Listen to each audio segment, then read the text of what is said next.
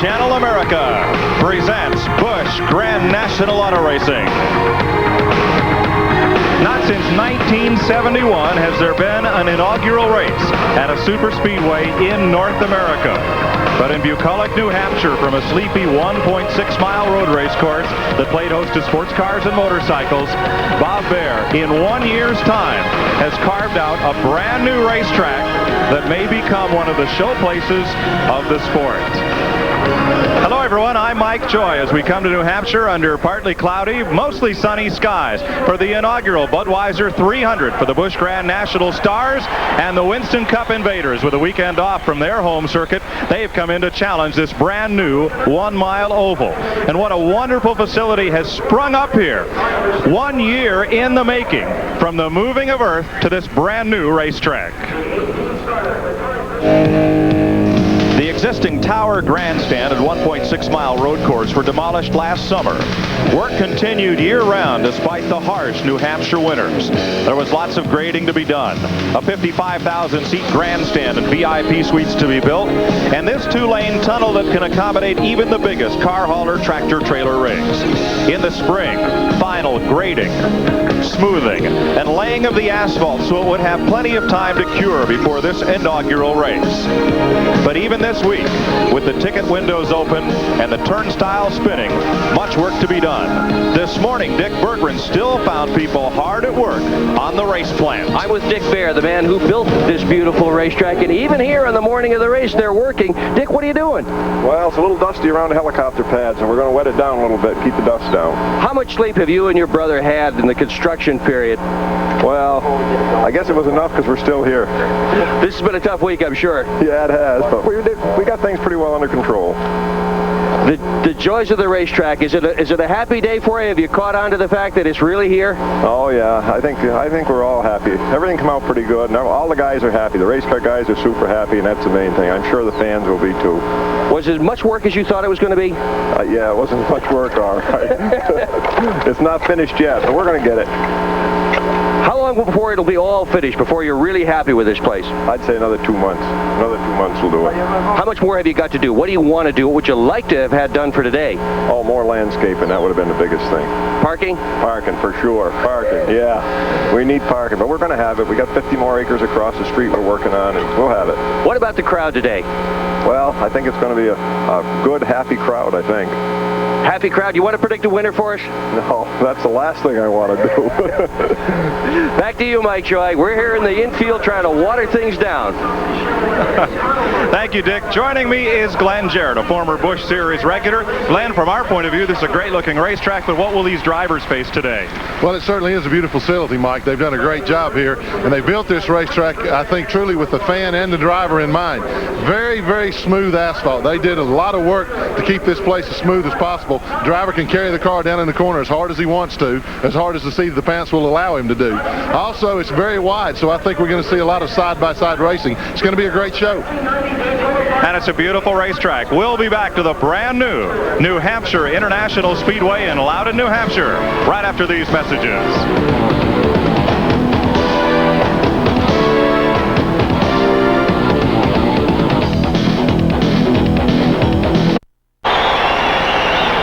Welcome back to New Hampshire International Speedway. Glenn, as these drivers about to head into turn one for the first time, are they looking at a small super speedway or a big short track? Well, Mike, primarily most of them have brought their short track cars. This track has more short track characteristics than super speedway. It's got wide, flat, sweeping turns, so they're going to be looking for the short track machines to bring them home today. Who wins this race, a Winston Cup experienced driver or a Busch Series regular? Well, I got to go with the Winston Cup experience. They don't really know what's going to happen out here. New track, you don't really know what track conditions are going to be. I'm going with experience of Winston Cup. I don't know. The Busch guys have been working on these cars all season long on different length racetracks. Let's go and meet the front row with the editor of Stock Car Racing magazine, Dick Berggren. I'm with the man who set the fastest qualifying lap, Jimmy Hensley. To lead the first lap is worth about $9,500 in cash and prizes, but to win the race is worth $70,000. How do you handle it? Well, you know, the first lap, you know, it is quite an incentive, you know, to lead the first lap, but, you know, we're not going to do anything stupid, I don't think, you know, to lead the first lap. If we can, we will. If the opportunity does not arise, then we'll just wait and bide our time and try to win the race. He's got to be careful. There's 45 cars behind him. We're going to go to a local commercial after this. In just a moment, we'll return for the very first lap at the New Hampshire International Speedway.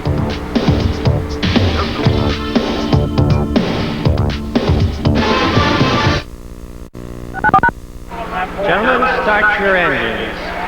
That was Governor Gregg, who has just given the word. 46 cars fire up on the New Hampshire International Speedway, getting ready for the very first lap. Mike Joy, there is great excitement down here on the road. Well, Dick Berggren, I think there is all throughout this grandstand. And Glenn, 46 cars. That's a monstrous field for a 1-mile racetrack. Well, it is a big field. You know, as we stand here and look at that field, it doesn't look quite as big as it sounds, Mike, but that is a lot of cars. There's going to be a lot of action early on here. Well, let's meet them. We'll take a look at the starting lineup. 7 Busch Series drivers at the front of the field. Here's the grid. Jimmy Hensley's Oldsmobile is the inaugural pole sitter at 123.4 miles per hour. He'll start alongside former Busch Series champion L.D. Ottinger in an Olds. In row number 2, Kenny Wallace, the 5th place point man with a Pontiac, and Tommy Ellis, former champ who is 7th in the points in a Buick. Row 3 is Dave Mader's Buick out of Alabama, and surprising 6th qualifier, Davey Johnson. Row 7, the fastest Busch North contender, Ricky Craven from New Hampshire, and Kyle Petty, both in Pontiacs. In the 5th row, Rick Mass from Virginia in a Buick, and Bobby Labonte's Oldsmobile. Row 6, Joe Nemechek in a Buick, and Derek Copes Chevrolet. In the 7th row, Tommy Houston, the 3rd place point man with a Buick, and Morgan Shepherd driving a Chevy. In row 8, Robert Presley's Oldsmobile and Dale Jarrett's Pontiac. In the 9th row, the leading rookie, Dana Patton in a Buick, and 5-time race winner and point leader, Chuck Bown in a Pontiac. Row 10, Randy LaJoie from Connecticut in a Buick, and Dale Earnhardt's Chevrolet. Dave Resendes, former Massachusetts native. Well, Massachusetts native, he's in the 11th row with Jeff Burton. There's Todd, the youngest of the Bodine brothers, with Maine's Kelly Moore in row 12. Looking back, Kenny Bouchard, Rodney Franklin, Bobby Hamilton out of Tennessee, and Tom Peck. Back in row 15, Steve Grissom, Dave Dion, former scourge of the New England short tracks. Jamie Obey, 2-year Busch Grand National North champion, and 2-time winner this year, Mike Waltrip. In row 17, Ed Ferry and Bobby Dragon, one of the best ever to come out of the state of Vermont. Ed Barrier and the former national modified stock car champion, Mike McLaughlin, in the 18th row. In row 19, Winston Cupper Kenny Schrader with Elton Sawyer, Ron Lamell, and ARCA standout Bobby Dotter in the 20th row. Row 21 is Jeff Spraker from New York State, former champ Jack Ingram, Billy Clark out of Massachusetts, and Bobby Moon. And in the final row, promoter's option, Harry Gant at a time trial. Jack Sprague also added to the field. And there's the average speed for the 46 drivers, 121.2 miles per hour. Pretty quick average speed there, Mike. That shows real close competition. Qualifying was very close, and it's a little odd to see Harry Gant at the very back of the pack. I look for Harry to come on strong. He simply had a bad qualifying run. He had one of the quickest cars here during practice, and I think he's going to be a factor before the day's over. 38 cars got in this race on time trials, and the spread was only, well, it was less than 1 second. That's a very, very tight field. And then the promoter's options, Lamell, Dotter, Spraker, Ingram, Clark, Moon, Gant, and Sprague.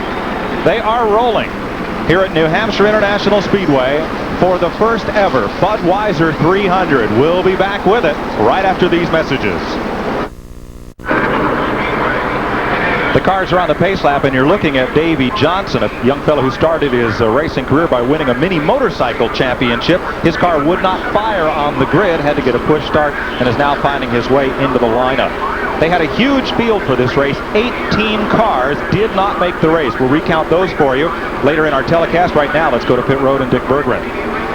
Well, Mike Joy, the cars have been sitting here for quite a while, and they are a bit reluctant to start. Johnson's car either flooded or just was a little reluctant, so they got a push truck behind him, and off he went. Michael Waltrip's car also didn't want to start. That's no surprise. They changed that automobile completely this morning in the garage area. From the last practice session, they pulled the rear end out from underneath it, put a new one under. They've changed all the springs, the anti-roll bars. They threw away everything they've worked on since they've come here to the New Hampshire International. Basically, it's a brand new suspension under that car. Right now, all 46 cars rolling.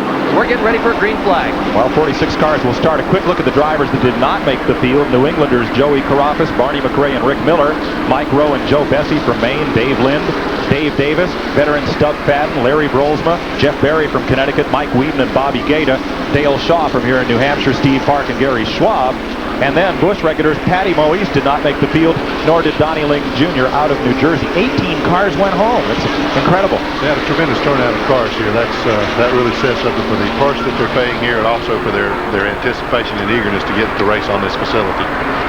Take a look at the point standings for the Busch Grand National Series. Chuck Bown, a 5-race winner, 25-46. Bobby Labonte, 160 markers behind. Jimmy Hensley in 3rd. Tommy Houston 4th.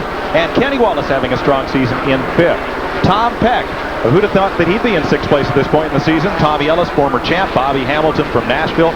Steve Grissom and former champion, today's outside pole sitter, L.D. Ottinger. That's the top 10. Bound leads in most categories. Races won, money won.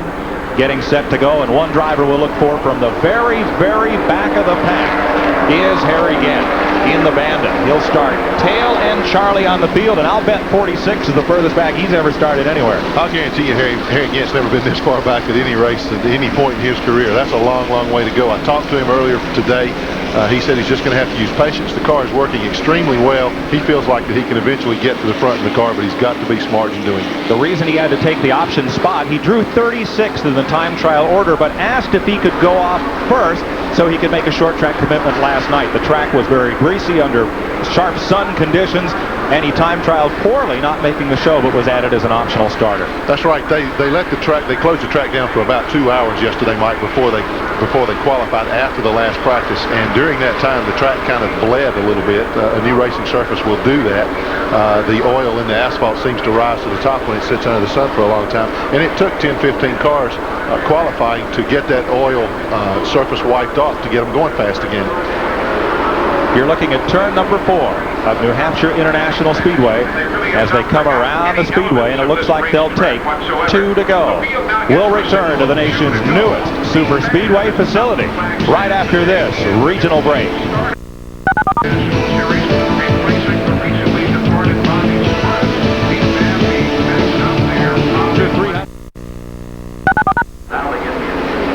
See the signal being given on the flag stand. 1 lap to go, and we'll face the green flag. Since before World War II, they raced motorcycles 10 miles north of here on the streets of Laconia, moved them to Guilford State Park, and in 1965, Keith Breyer opened this motorsports park, drag racing, road racing, motorcycles, and motocross. In December of 1988, plans began to build this super speedway, the first to be constructed in America since Pocono opened in 1971. And they've hosted already the Loudon Classic for motorcycles in June and some Sports Car Club of America races. But this will be the first test of the 1-mile super speedway oval, and 46 drivers are about to find out what the nation's newest super speedway is like. Yeah, I think it's going to be a real quick test, too. One of the things that is a point of concern for the drivers right now, particularly early on in the race when there's side-by-side traffic on a start, this is basically right now a one-groove racetrack. They haven't had enough practice time to get enough rubber down to make a 2-groove track. Big bonus for the first lap leader. Absolutely. We need to tell the folks that we saved the best for first. $5,000 goes to the leader of the first lap, and in addition to that, a new gold Rolex watch. $4,500 worth. Yeah, that's a lot of money to lead the first lap. This ought to really be interesting. And look at the crowd. Over 35,000 are on hand here. That new turn 4 grandstand not yet filled, but the front stretch stand is full. On the break, L.D. Ottinger immediately goes single file between pole sitter Jimmy Hensley and her 2 wide back at 4th spot. Yeah, Hensley got off to a great start there. He really did. Back straight away, Kyle Petty drifting back 3 spots in the field as everybody tries to get single file. That's not going to be easy. Johnson's caught on the outside back at 6th spot as we look at Hensley and Ottinger and Kenny Wallace. Yeah, Hensley's going to get that $5,000 going away.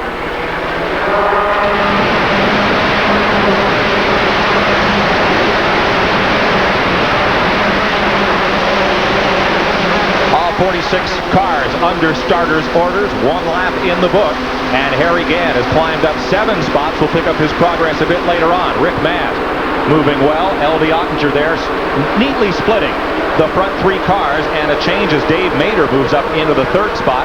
Kenny Wallace was a bit high in turn 4 last time by. There's Wallace right side of your screen, and he's drifted back a bit. Yeah, Kenny's hung out on the outside. It looks like his car might be a little loose, and he can't get it down on the bottom of the racetrack where he can make time. Derek Cope in car number 10, that Purelator car running in his first ever Busch Grand National race for car owner Bob Whitcomb, based here in New Hampshire. There's Tommy Houston in 6, and right behind him Cope on the right of your screen in the back straightaway. Pedaling along, he's running in the 11th position. Houston is 10th. Kenny Wallace, number 36, is 9th. Yeah, Wallace is now being overtaken by Tommy Houston. Houston moves to the inside of him as he come off of turn 4. Looks like Kenny's having a little problem with his car right now. Just doesn't want to turn in the middle of the corner. Good clean start, and Morgan Shepherd in the yellow and white number 9 into view as part of that freight train battle. Look what happens to Wallace in 36 now, up on the outside. Cope has him, Shepherd has him, and here comes Kyle Petty after him. Yeah, Kyle will get him too unless Kenny can get down on the bottom of the racetrack. The guys were all fearful of being caught in the outside groove early on, and Kenny has found himself there, and he's losing ground rapidly. Does this sound a lot like Martinsville, or what? Yeah, exactly like Martinsville. You don't want to be hung out there. So Kenny Wallace struggles to find a spot in the running room, and trouble up in turn 4. Dave Resendez of car 79 has looped it. There was another car that spun around before him. Looks like everybody will get through unscathed as that battle continues to work now out of the second corner, and down the back straightaway will go under caution. So the first caution flag of the brief career of New Hampshire International Speedway is upon us. Dave Resendez having a twirl up there in turn number 4. The driver from Massanutten, Massachusetts, who ran NASCAR Modifieds and then Busch Grand National North cars, and finally now has moved down south to challenge the Busch Series regular. Dave has done a real good job here lately. He's been running extremely well. He just looks like he got in the high groove there, and he just looped around, no damage. He continued on after he spun the car around. First caution of the day comes out on lap number 4 at New Hampshire International Speedway. We'll be back to Loudon, New Hampshire after this. Jimmy Hensley, the race leader after this first break of caution. L.D. Ottinger in 2nd. Dave Mader is 3rd. Tommy Ellis is up to 4th. Davey Johnson runs in the 5th position. And Harry Gant, who started tail end on the field, has climbed his way up now to 33rd position, or 32nd position. There's a look at Gant. He's passed 13 cars since the start. And I don't think 13 is an unlucky number at this stage of the game. That's a tremendous number of cars that have passed this early on in the race. When they watch Gant on this restart, green flag is out. They're pretty well single file. Gant quickly ducks under one car that didn't get going in a big, quick hurry. Looked like that was Jeff Spraker's machine that didn't come up to speed right away, as the field's back under green and down into turn number 1. Jimmy Hensley once again got off to a real good start, pulled L.D. Ottinger, who was in the 2 car running in 2nd place, by about 5 car lengths as they took off. So he's really on the key right now. The car's coming up to speed very quickly. And check that, it was not Spraker, rather it was Rodney Franklin's car slow coming up to speed, but it has now. Down the front straightaway, challenge to the inside. Diving off into the corner, Tommy Ellis, looking for L.D. Ottinger's spot, and he wasn't going to get it, and he wasn't going to try it. No, he's not going to try it this early on. Tommy made a quick move on the restart to get by the 3rd place car, number 56, Dave Mader, put him up in a position to challenge L.D. He's really running in the corners a little harder than anybody else right now. Looks like this car's working extremely well. I look for him to move under L.D. here very shortly. Ellis in 99, a Buick. Ottinger's car, an Oldsmobile in 2nd spot. That's an Olds up front for Jimmy Hensley. You know, the guys are exercising a lot of patience right now, Mike. They're kind of tiptoeing their way around because, as we talked about earlier, this is a single groove racetrack. You're not going to see them dive in there side by side right yet until they get a little more rubber in that outside groove. Here comes Ellis trying to pass to the back straightaway again. He gets just up to the bumper of Ottinger and soft pedals it. Wise move. LD slammed the door on him there. Of course, I think he really felt like Tommy wasn't nervy enough yet to go down under him this early in the race. Bit of 2-wide racing back in the pack, and let's pick up there is Harry Gant, and right behind him Ron Lamell battling off Ken Schrader. Schrader in that familiar number 25 livery, except it's 52 today. Got it inverted today. 25, of course, worn by Jimmy Hensley on the Busch Grand National Circuit. So Gant moving away from Ron Lamell, who came right up through with him, another one of the optional starters. Car in the wall in turn 4. As traffic heads in, and there is Davey Johnson. What a tough day he has had. Got some fire coming out front of the car. He slammed the wall pretty hard. He hit with the tail end first. He went into the corner in the outside groove. The car just wouldn't stick, and it turned around. You see Davey climbing out of the car now. In his haste to get out, he almost falls over. He is definitely okay, but it looks like he's through for the day. He was a bit of a surprise qualifying up in 6th position for this race. Well, he certainly was, but you know, his background is running on flat half-mile dirt tracks where you do a lot of power sliding. Yesterday in qualifying, that's about what it took to run a fast lap here, so it wasn't really surprising to Davey at all. I'm sure he's really disappointed to have the car go out from under him this early in the race now. Fellow who started racing on motorcycles at the age of 9. He's won over 300 trophies in 9 years of racing bikes before turning to cars. Has over 50 late model featured wins, and he's one of the contenders for Busch Series Rookie of the Year. But today will not be his day, as the Daly's Fruit Juices car is up against the wall. And here's take another look at it. We got the tail end of it. You can see him up in the outside groove there. The car just simply lost traction. They're having more problems here getting into the corners than they are coming off the corners. You get in the corner a little too high or a little too hot, the back end of the car just turns right up from under you, and up the racetrack into the wall you go. That's exactly what happened to Davey Johnson. Once again, Johnson is okay, and we're under the second caution of the day. The first for Dave Resendi's spin at turn 4. This second one at lap 11 for Davey Johnson, crashing the wall in turn number 3. We're at New Hampshire International Speedway for the Budweiser 300, and we pause now for a regional break. Sports Channel America's coverage of the Budweiser 300. Well, the wall gets inaugurated up here in turn number 3 at New Hampshire International Speedway. The Davey Johnson car being picked up and care taken with this new asphalt. Let's look at the way they're running. After 13 laps now, these last 2 having been run under the caution flag. Jimmy Hensley, the pole sitter, up front.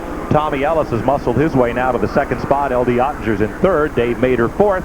And Ricky Craven is up there in the 5th spot, giving the New England fans something to cheer about. Tommy Houston is 6th. Rick Mast, Joe Nemechek, Morgan Shepherd, and Derek Cope doing quite a job considering he's never driven a Busch Grand National car. But Bob Whitcomb, who owns Cope's racing team and was in victory lane for the Daytona 500, owned a construction and lumber concern up here in New Hampshire before he went south to go racing, and he's got a lot of family and friends up here for the inaugural, so they put Cope in a car, and he's doing quite a good job of it, running in the 10th position.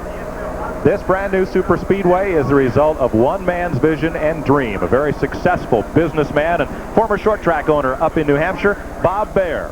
Let's meet him. Bob Baer, how long have you dreamed of this day?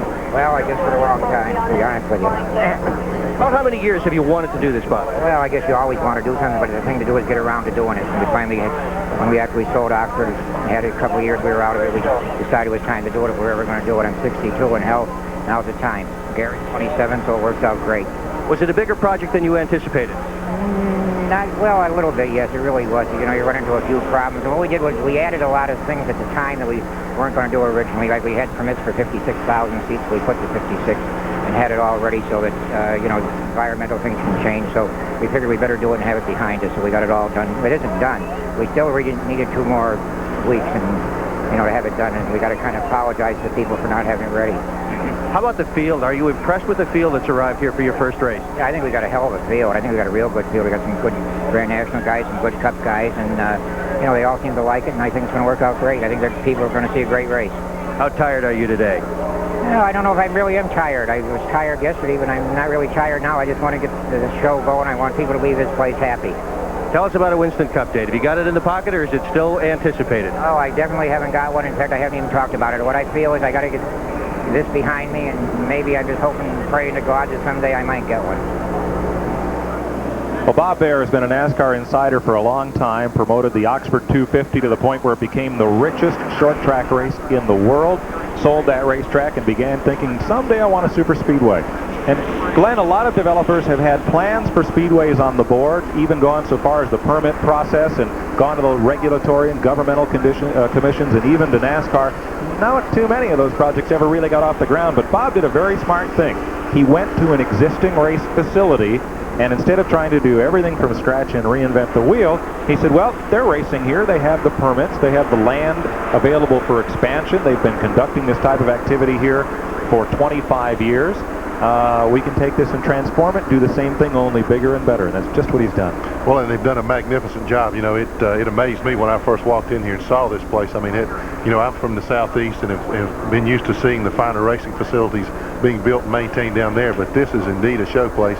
As you heard both Dick and Bob Bear say they're not quite through with it yet, and when they get through, they're really going to have one of the finest racing facilities in this whole country, without a doubt. Well, I've known Bob Bear and his brother Dick, who, by the way, used to own the cars Mike Waltrip raced on the Winston Cup circuit. That's how Bahari Racing, the BA, is for Dick Bear.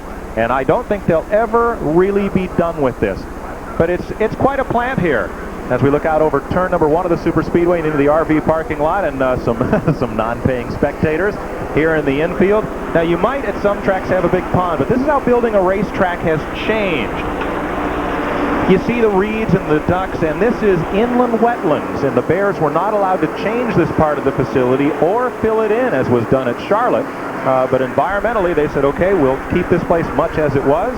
And there it is. It's going to be a beautiful racetrack. It is already, and certainly there are more improvements to come.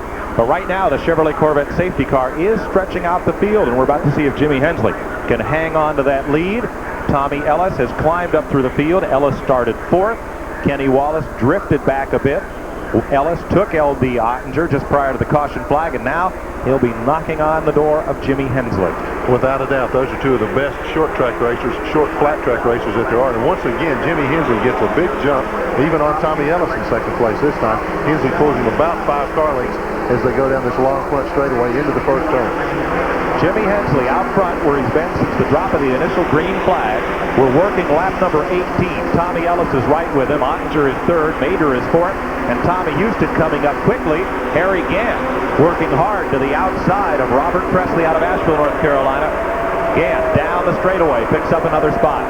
You know, these early cautions are playing in Harry's favor because as he picks up this ground, as the cautions come out, it closes the field up and it allows him to stay that much closer to the leader. So he may get through this field a lot quicker than we thought. And the gold car right with him is Ron Lamell, working right up through the field with Harry Gant. Back up front, Jimmy Hensley. Middle of the screen, Tommy Ellis, and L.D. Ottinger is drifting back out of sight of the leaders just a bit. Long way back to Dave Mader, the 4th place car. Yeah, the first 3 cars have really pulled away. In fact, the first 2 have pulled away from L.D. He's kind of sitting there in 3rd place. You can't see him in the screen right now. There he comes into view. But those 3 cars pulled out away from the rest of the field, and Jimmy Hensley continues to stretch that lead out over 2nd place Tommy Ellis in the 99 car. So Jimmy Hensley has now led the first 19 laps, 1 driver out of the race as a result of that 11-lap caution. That's Davey Johnson. Dick Berggren is with him. Well, Davey Johnson had a tough day. First it wouldn't start, and then it hit the wall. How hard is that wall? The wall here in New Hampshire is hard, and we blew a motor coming down into 3, and there was nothing I could do. I tried to keep it off the wall, but being a new track and all, hit the slicker part of the track and whizzed in the wall, but you're okay. I feel fine. My pride's a little hurt. I figure the Daily Juice product team had a good run coming today, and things ended up in it. Like, well, this young driver will have a lot more chances to prove himself. And we've got a car, as you see, you're now looking at Jimmy Hensley. We see car number 31 coming into the pits right now, Steve Grissom. Looks like he's got a cut left rear tire. Another car making its way down pit road is Ron Lamell. That's a tough break for Lamell, the Vermont driver. He has a flat right rear, and he was coming right up through the field with Harry Gant. They started together on the last row. Lamell pitting a little further down the lane as the leaders streak off into turn number 1. Nice shot of Jimmy Hensley and Tommy Ellis from the high camera at turn 1. Little look at the Dipsy Doodle in the road race course, which starts inside and then goes outside the super speedway for a 1 mile and 6/10, as it once did. Mike, it's interesting to watch the battle going on between 25 Hensley and 99 Tommy Ellis. As they go into the corners, Ellis seems to close ground a little bit. As they accelerate off, Jimmy Hensley seems to hook up a little better and stretch that distance back out. Right now, the cars are running pretty equally, but Hensley is definitely quicker as they come off the turns. But Glenn, you know what we don't see up in the front of this field are Winston Cup drivers. Kyle Petty started 8th. He was the quickest in the field. We asked Jimmy Hensley, the pole sitter, if he was surprised the Busch Grand National drivers outclassed the Cuppers in qualifying for this race. Well, I really can't say. You know, this is a new track for everybody, and you probably think the Winston Cup guys will be up some. I tell you, the Busch Grand National's got some real good race car drivers, and this is kind of like a short track, and we're pretty tough on short tracks. And they kind of in our backyard now, I think. And so we look to run with them and give them a good race tomorrow. That could be a telling comment, Glenn. Yeah, I like to thank you. He's very polite. He's known as the Virginia gentleman. Yes, he is. Out of Ridgeway, Virginia, where they make those famous clocks that they give away at Clay Earls Martinsville Speedway, Jimmy Hensley. Ed Whitaker and find out how this past We'll be with Dick Berggren in a moment as Harry Gant continues to work his way up through the field. Berggren has been around the Gant pit. Third and fourth is beginning to shape up as a battle.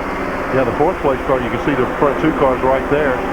Jimmy Hensley in 25 continues to lead as he has from the outset.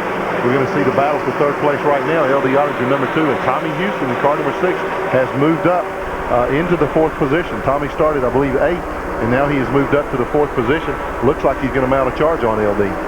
Tommy Houston really working well with that Rose's car. 13th he started. Well down. Quite a good drive to the front. He, like Harry Gant, helped out by those early race cautions. We've had 2. Yeah, that definitely helps keep the field bunched together when you got early cautions like that. It gives you a chance to make your moves and not lose any ground to the front 2 cars. You see Ottinger in 3rd and Houston in 4th. LD started on the outside pole. He's been passed by Tommy Ellis for 2nd. So Ottinger, the former national champ, now 3rd in car 2. Tommy Houston in car number 6, running 4th and right up under his rear bumper. Down that long front straightaway. And Houston has a look down into turn number 1, but just doesn't seem to have the steam. It looks like, Glenn, they're able to draft down these straightaways, but not really get a run up under somebody at the end. Well, the drafting will come into effect just a little bit, Mike, but what happens by the time you really start to feel the effect, it's time to decelerate to go into the turn, so you can't slingshot by a guy. You can't stay down on that bottom groove running that fast. The car simply won't stick down there. There are the front 4. That battle for 3rd continues to rage. Houston breathing the car just a little bit to the inside. And down there coming up is Ricky Craven, the Pembroke, New Hampshire driver. Now he is the 5th place car and gaining on this battle.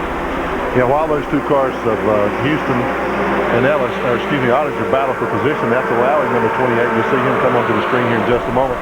He's moving up onto the rear deck to try to challenge for that 4th place. We're going to see a 3-car battle there very, very shortly. I don't think hardly any of these Southern drivers have run much against Craven, who's out of the Busch Grand National North Series, hailed from Pembroke, New Hampshire.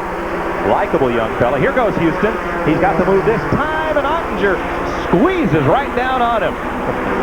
Now, Tommy had to get in the brakes because now Ricky Craven is right there. Yeah, he had to brake real hard. LD really put a move on and squeezed him down there, which he has the right to do. He's got track position. Tommy's got to make his room, so I'll guarantee you he'll try it again, though, very, very shortly. Tennessee, North Carolina, and New Hampshire right in that pack, and here are the leaders. And it's going to be Ellis looking to the inside. Looks like he's nudged Hensley up out of that low groove. Certainly has, and he's got the lead there. You can see Ellis just drove right on by him. I think Hensley backed out to let him go. He did not want to be caught on that outside going into the first turn. Decided, well, I've led this thing long enough. Let Ellis take a few laps in the point here. Tommy Ellis is kind of this series version of Dale Earnhardt. He's a driver that just hates to run 2nd. And back at 3rd spot now. Back behind these 2 leaders, we may see a change of position momentarily. At the end of the back straightaway, Tommy Houston working. And Houston has that spot. He's now moved up to 3rd. So there's Tommy Houston in number 6. Now 3rd, L.D. Ottinger 4th, and Ricky Craven right there in 5th. And running behind Ricky Craven is the 22 car of Rick Mast. Rick has come on strong. Interesting story there. You're looking at the 6th car of Tommy Houston. Early this morning, Rick Mast's crew developed or found a problem in his engine. They did not have a backup engine. They borrowed one from the 6th car of Tommy Houston. So it might be too awfully long from now that Tommy Houston sees that engine that he loaned to Rick Mast drive right by him for a position. Let's update you on Winston Cuppers in the field. Dale Jarrett currently is running in the 10th spot. Dale Earnhardt is back in 12th. In 16th is Kyle Petty. In 18th is Derek Cope. 22nd, Michael Waltrip. And 25th, Harry Gant. And we overlooked Morgan Shepherd in the 9th car. He's running in the 8th position. He's the top Winston Cup driver right now. You got to look at Harry Gant still making his way up through the field. And down in his pit, Dick Berggren.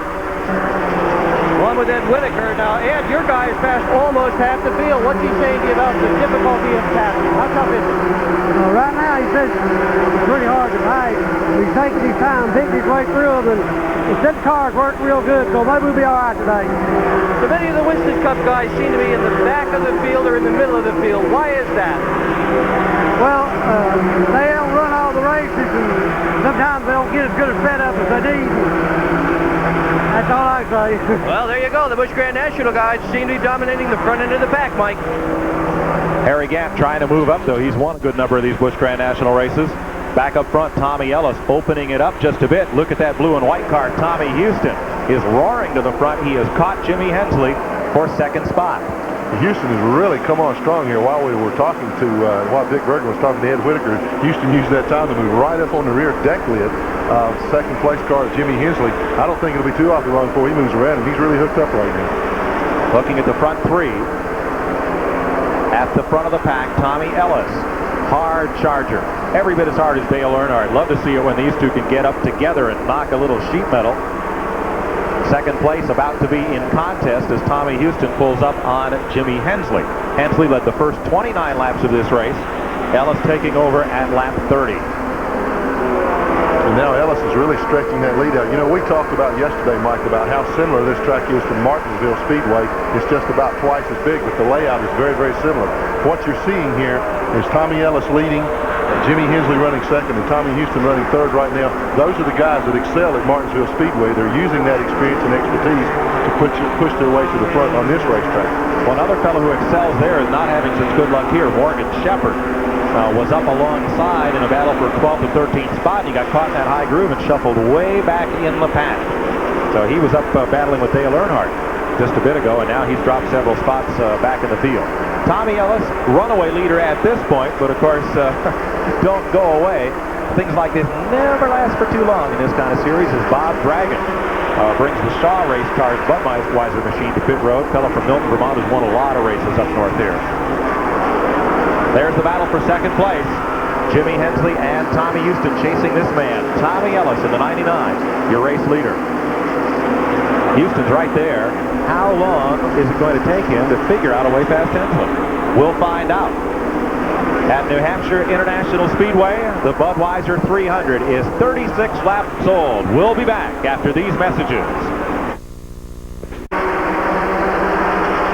At New Hampshire International Speedway, working their way around, Tommy Ellis has now caught some of the lap traffic.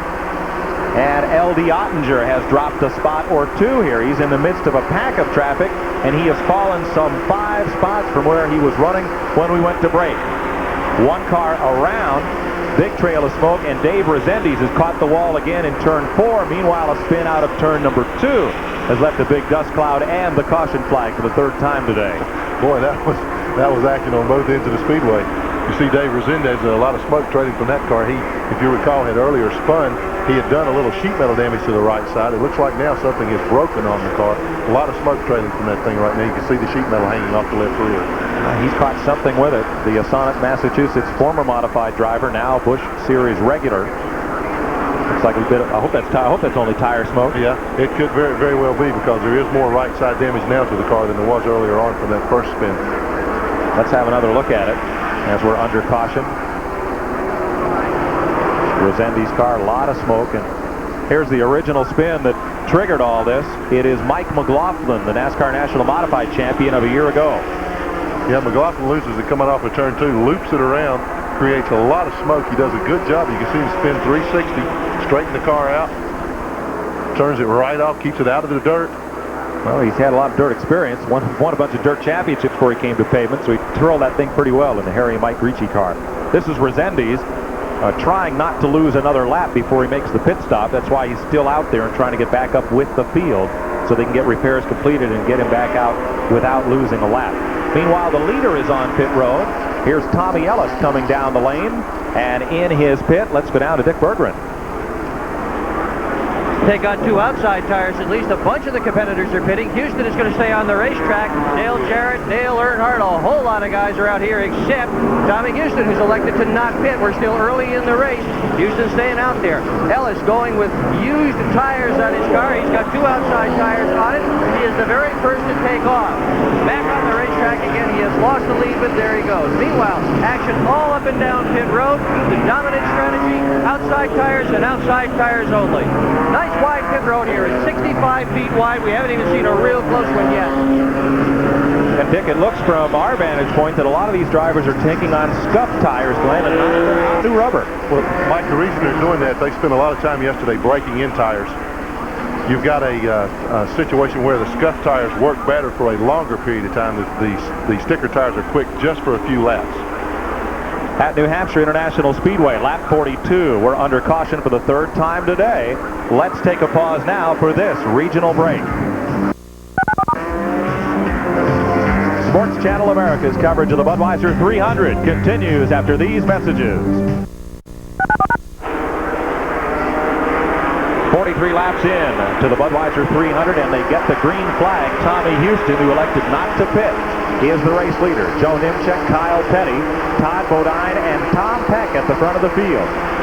Put some new faces out front, trying to get a lap back there against the leaders. The white car is 31 Steve Grissom. Yeah, Grissom lost a lap earlier. Remember, he had to pit for a cut tire, so he's trying to make that lap up right now. Doing a pretty good job of it, but I believe Houston's going to be able to overtake him being in the inside group. Tommy Houston, Joe Nimchek right nestled against his bumper. Gets it a little squirrely there, hangs in second spot in number 87. Yeah, Joe wasn't shy at all about running right up there and tapping Tommy, saying, hey, buddy, get out of the way. You know, you're holding me up right now. Grissom remains a lap down as Nimchek reaffirms his second place. Out of turn number 2, Kyle Petty now up to third, trying to pull Todd Bodine along with him, his teammate. Jerry Kinnan, crew chief for both of those cars. You know, Mike, a caution flag at this juncture in the race is just what the crew chiefs were looking for. They want to see what they can check their fuel mileage now, and they can also look at the tire wear to see just how the tires are working for them. Here are the first of the cars that pitted under that caution. Dale Earnhardt and Jimmy Hensley trying to work back up through. That's Earnhardt right behind Todd Bodine. And you see that how the savvy of the Winston Cup crews pays off here.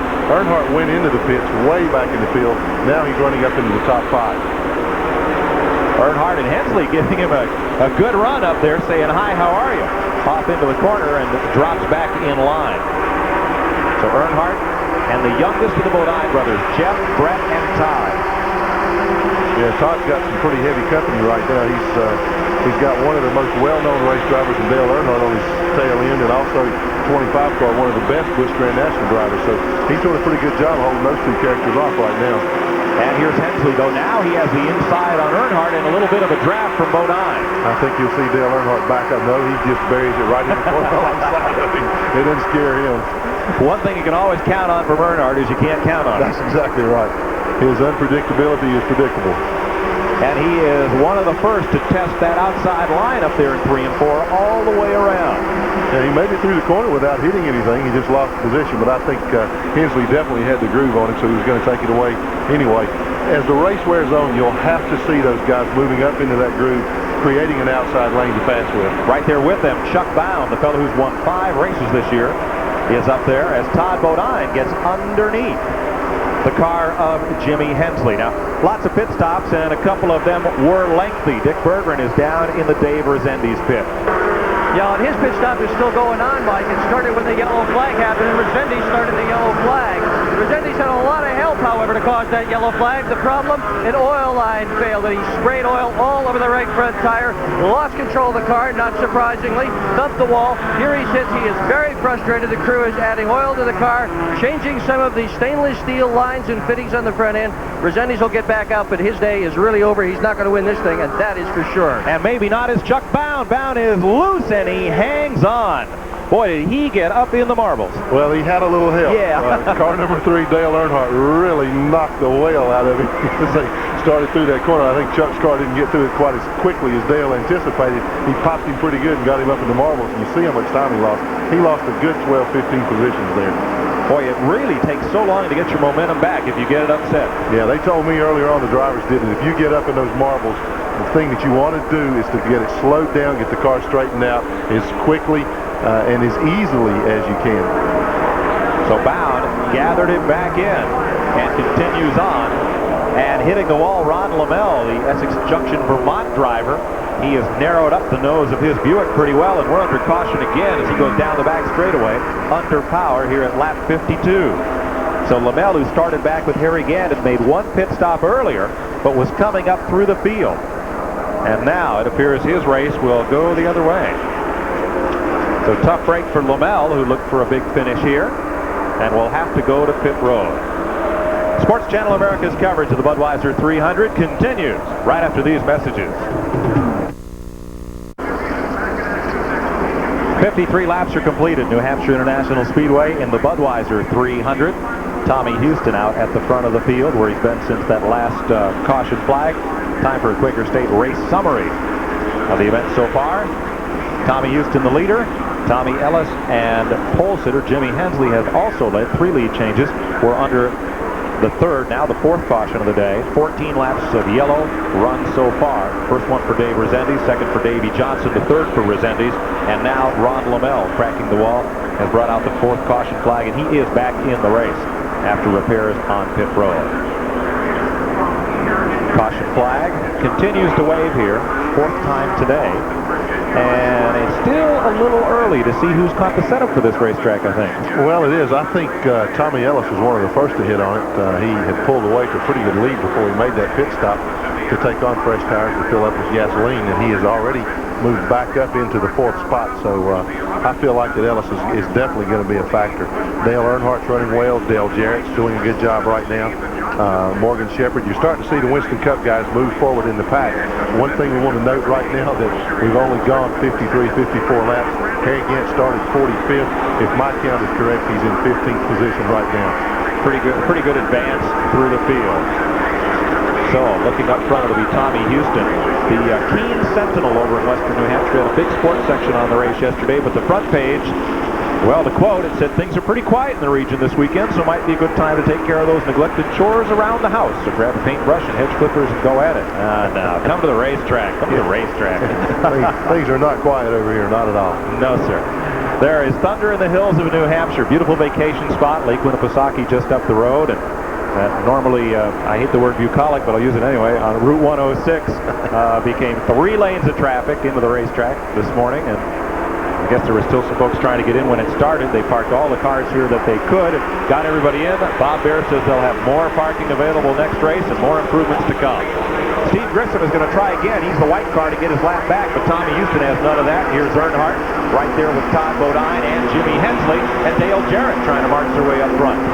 Yeah, we got a lot of cars that are really running in very, very close speeds right now, running close quarters. This should be one of the most interesting junctures up to the race to this point because they've had time to sort the cars out, feel the racetrack out. I think you're going to see some real dicing for position. We got car number 69 now. Has stalled.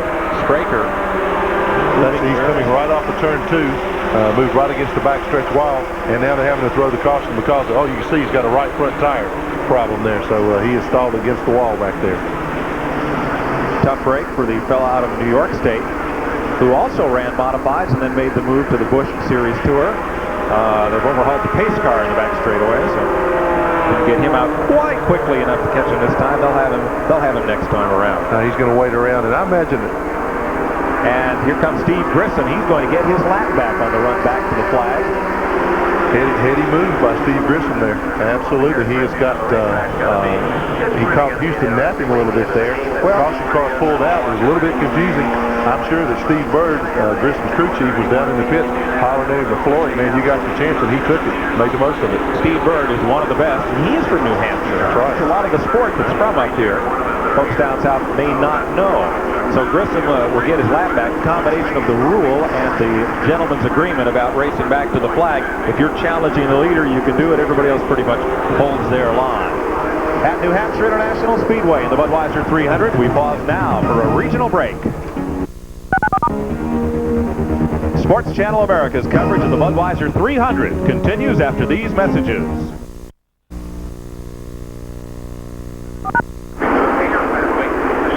We're about ready for a restart at Loudon, New Hampshire. Quickly, let's go down to Dick Berggren. Mike, with all these restarts, I just asked Scott Houston, who is crew chief for his father, who's leading this race right now, how come he's not coming in for tires and for fuel? He says, wait a minute, what does this thing pay to lead the lap? I said $100 a lap. He says, we go to lap 99. That looks like what these guys are going to do is just stay out there, collect some lap money, but also very, very important is track position. With this many race cars on the speedway, every time you come in and you take a pit stop, you got a good chance of getting shuffled in the back. Tommy Houston's right up front. That's where he wants to stay. He's collecting money. He likes it. He's happy. So Houston is out all alone on the restart because all the action was right behind him. Tommy Houston got up and under everybody and took back second spot. It's going to be interesting to see if Ellis timed that just right or whether he jumped the gun a little bit. It looks to me like his timing was perfect. He caught a couple of them sleeping coming off the fourth turn on their restart, made it 3 abreast down the front stretch and took over sole possession of second place. Now I think you're going to see him move up, close the gap between the car number 6 leader Tommy Houston and Ellis. He's already started to close that gap. as we talk. And 2 cautions ago at lap 41, Ellis did stop for right side tires. Leader Tommy Houston did not. Ellis definitely has an advantage from the tire wear standpoint. His tires have got are 50 laps fresher than what Houston's are. So I think that Houston may find himself moving back to the pack just a little bit now if we run into green flag conditions. Hey, who's running a good smart race is Joe Nemechek. He's right now in 4th place, just back behind Tommy Ellis and Kyle Petty. Nemechek in 87 has held that low line all the way through, and it seems to be working real well for him. He certainly is. He's doing a really, really good job. As Kyle Petty is, you know, those guys just kind of are using a lot of patience. That's what one of the main things was in the forefront of everybody's minds. Let's be careful. Don't try to do anything too quickly. Don't take any unnecessary chances early.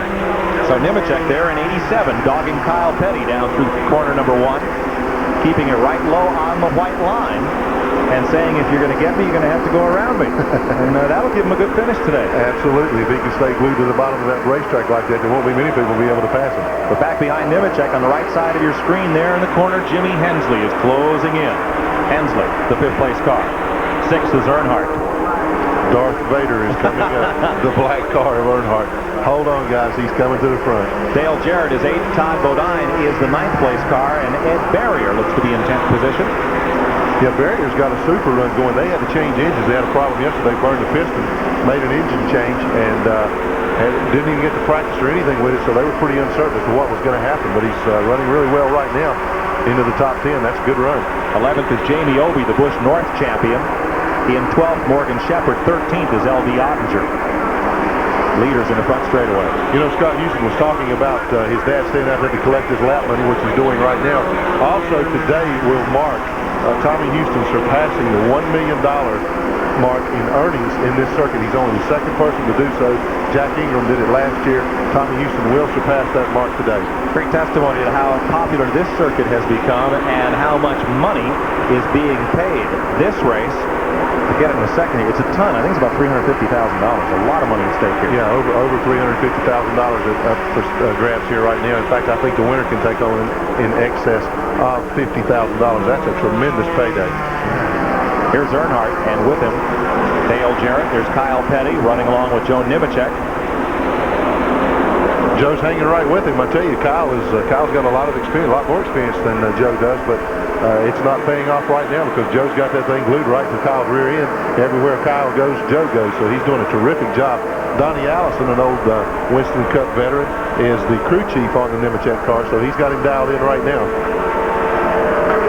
Well, we've got an interesting story going on down here on pit road, Mike Joy. As you know, several of these teams are very, very far from home. Among them, Kyle Petty and Todd Bodine are sharing the same pit crew. What they had decided before the race is whoever was running best would be the first to get service. That, of course, gives you track position. Right now, Kyle Petty is running in 3rd spot, but Todd Bodine is running in 9th. So obviously, if things stay the way they are right now in the next round of pit stops when they come in, Kyle Petty's going to get his pit stop done first, and Todd Bodine is going to go like a rocket all the way to the back of the pack as he has to wait his turn to get service. Jack Ingram is also sharing a pit crew with Michael Waltrip. So, boy, it's a big pit road, but there aren't enough people out here to do all the work today. I love it. Tag team auto racing. Back up front, Tommy Houston is holding his margin now over Tommy Ellis. So Houston, he is a very good chassis setup man. He and Scott, they really know how to work a set of tires and how to get the most out of that race car for a long period of time. And here are 2 Chargers coming up from out of the middle of the pack. Dale Jarrett, of course, and Dale Earnhardt. Yeah, the pair of Dales there. Dale Jarrett just made a good move the previous lap on Earnhardt. He passed him as he got under him coming off a 4 and went by him as they went into the first turn. Jarrett's car now seems to be hooked up a little better than Earnhardt's. You can see him pulling away right now. So he looks like that he may have made a chassis adjustment during that pit stop. He's running extremely fast right now. One of the quickest cars on the speedway. Earnhardt in 6th place. Houston the leader. Ellis is 2nd. Nemechek 3rd. In 4th is Jimmy Hensley, and a lot of smoke from Kyle Petty's car. Down into turn number 1. He's shredded a left front tire. Yes, he did. You know, it looked like that he had started to slow before the tire blew. We got a caution there. I think some oil came out of that thing, too. It's almost like the car had seized up because Kyle had dropped down out of the way. A couple cars went by him, and then boom, there was an explosion. He could have blown an engine, possibly an oil line broke or something like that, but I believe there was something that caused that tire to shred. other than just running over something on the racetrack. Oh, a tough break for Kyle Petty, who came in here with such high hopes. He and teammate Todd Bodine. Initially, it was thought that they would each run this car in selected races during the season, but their sponsor decided that, well, we'll run them both at a couple of tracks, in New Hampshire being one of them. So we are under caution for the 6th time today for Kyle Petty on the front straightaway. Our coverage of the Budweiser 300 continues right after this. We're up to the 6th caution of the day at New Hampshire International Speedway. Just had pit stops. 71 laps complete. You see in the middle of the screen, work still continuing. Now Kyle Petty is done, and he's back out. We'll take another look at it, because Kyle looked to be pretty well up to speed when this incident occurred down the front straightaway. Glenn? And Kyle's on the right-hand side of the screen. They were dicing for positions there. It's almost like he was psychic and knew something was happening to the car. He pulled over to the inside lane, and boom, the tire let go. Doesn't appear that anything else happened to the car. He drove it all the way around the racetrack, got serviced, put a tire on, did not lose a lap, went back out, so he is still in the lead lap. Well, let's check in his pit with Dick Berggren. Well, he sure did have a tire go down, Mike Joy, and they are not using interliners here. Take a look at the left front that was on Kyle Petty's car. It's just really kind of come apart. Obviously, something quite untoward happened. This is the very first tire in all these laps of practice, and there have been many hundreds of laps of practice. This is the first tire that I have seen so far that failed. There's some marking around the outside edge here. Might be that he made some contact with another car. No interliners, though. When they go down here in New Hampshire, boy, they go right down to the racetrack, and when Kyle came in, he was skating along the road. Right behind me, the noise you just heard was Todd Bodine. It was his turn to pit, so he just got his round of service. Tommy Houston has been in here. He took on right side tires, and he's back out again, but he's not in the lead anymore. Tag team pit stops there, and Houston makes his first appointment for service of the day. Bobby Dragon, Jack Sprague back out. Ron Lamell still on pit road there with the hood up. We've completed 72 laps. Tommy Ellis is the leader. Jimmy Hensley now second. Dale Jarrett in third, and Dale Earnhardt in fourth as you see them come past our speed shot at start finish. Morgan Shepherd there in the 5th position, and in one more lap we'll be racing. So single file behind the caution car, lights out, and we're just about set to go. The fellow who has been looking on with interest here is the driver of the Junior Johnson Budweiser Ford on the Winston Cup circuit, and is up here to watch younger brother Todd go around and also visit with the folks from his sponsor, Anheuser-Busch, and that's Jeff Bodine. What do you think of this racetrack? Mike, I'm nervous. I've been around the track, and it's like a lot of the drivers have said, a big Martinsville, long straightaways, tight short corners, you got to jam the brakes on. And the fellas, it's been interesting. When somebody wants to take the lead, they just drive in a little deeper, use a little more brakes, and pass the guy that's in front of them. Well, Martinsville's a track where you've been very successful. I bet you'd love to be out here today. It's killing me being up here watching, I tell you. Well, if you sit here with just a bit, and we'll get your thoughts as this race unfolds for a little bit. At lap 74, we're going back to green. Tommy Ellis at the head of the parade. Jimmy Hensley, Dale Jarrett, Dale Earnhardt, Morgan Shepherd, then L.D. Ottinger, and Derek Cope. Cope in that number 10 car just ahead of Michael Waltrip, having a very good run in his first ever Busch Grand National race. Yeah, and as we stated earlier, Mike, the cars that run well at Martinsville are right up the front of the pack here again. Tommy Ellis leading in car number 99, Jimmy Hensley in second place, car 25, and Dale Jarrett trying to hold off. And you see, look right now, Chuck Bound in the car number 63 making a move on Bobby Labonte. That's the first and second place in the point standings in Busch Grand National. Bound is coming. He's now up into about 12th position, moving his way back up through the field, the 5-time race winner of the 1990 season. Yeah, it surprised me that Bound hasn't been more of a factor thus far, but they normally set their car up tight, and it doesn't look like right now that a tight race car is the way to go, so they've probably made a chassis adjustment on the car, and he seems to be hooked up a little better. Dale Earnhardt there getting a little bit of the back of Dale Jarrett. You think his pants are a little warm there?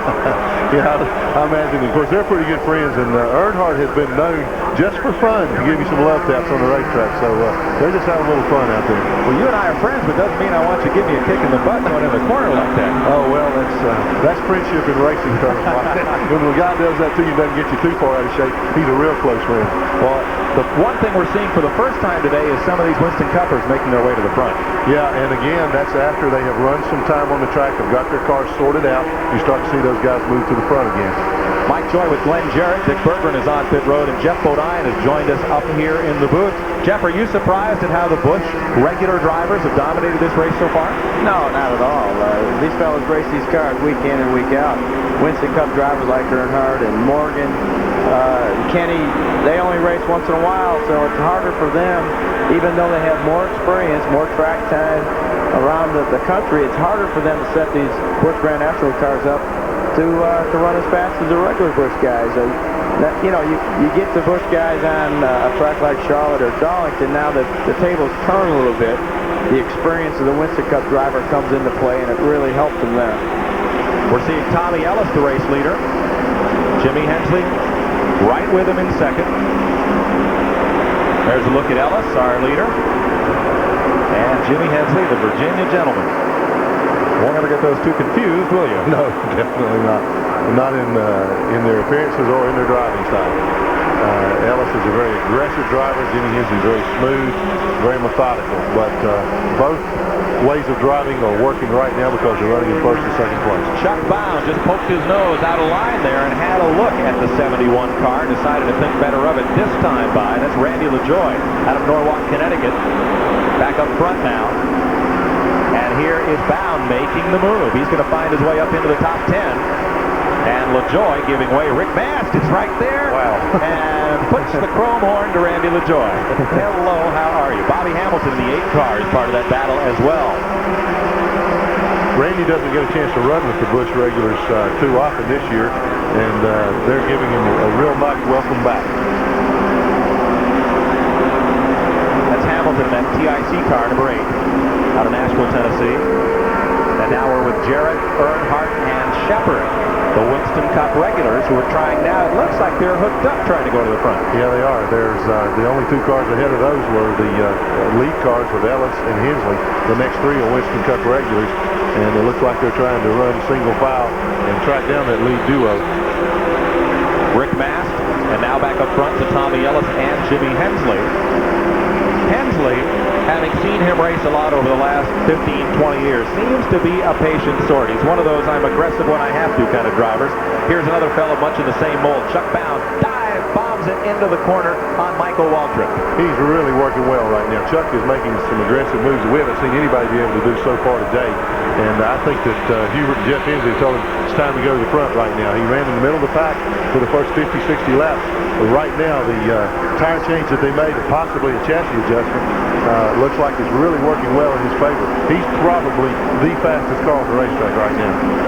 He's a very talented race driver. He's great with the media and good for a sponsor. He's very the kind of package that if you were selling race car deals, he's the kind of guy you'd want to put in it. He's a heck of a race driver, and he's run all around the country to get to where he is right now, and his hope against hope is to get to Winston Cup and show that he can do it on NASCAR's senior circuit. But first, his immediate goal is winning this Busch Grand National Championship.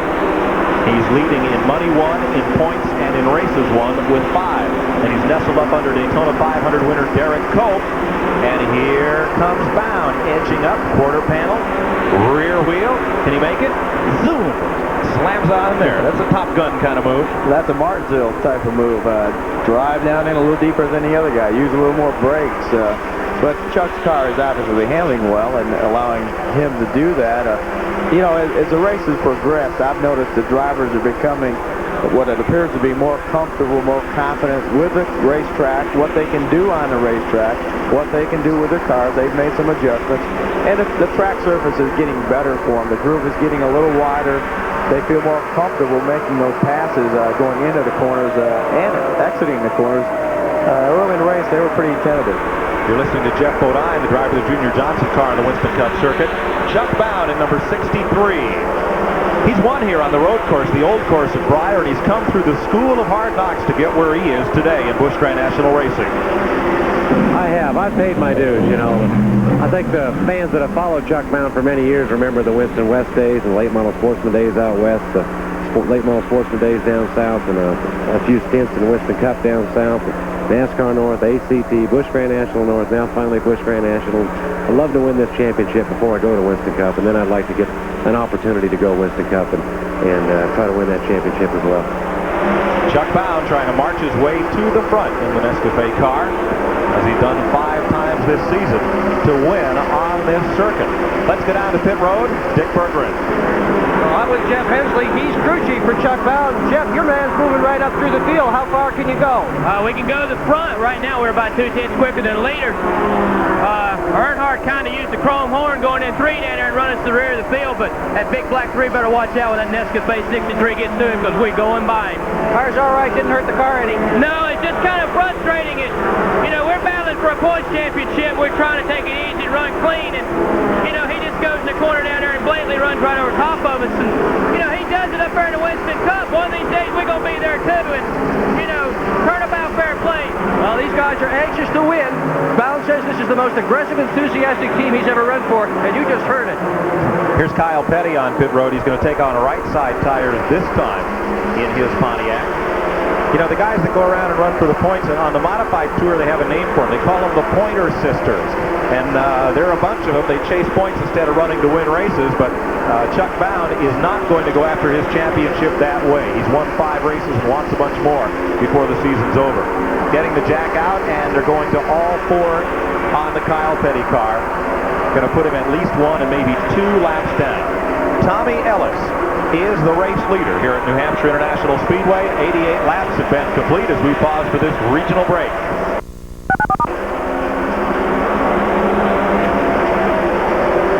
Sports Channel America's coverage of the Budweiser 300.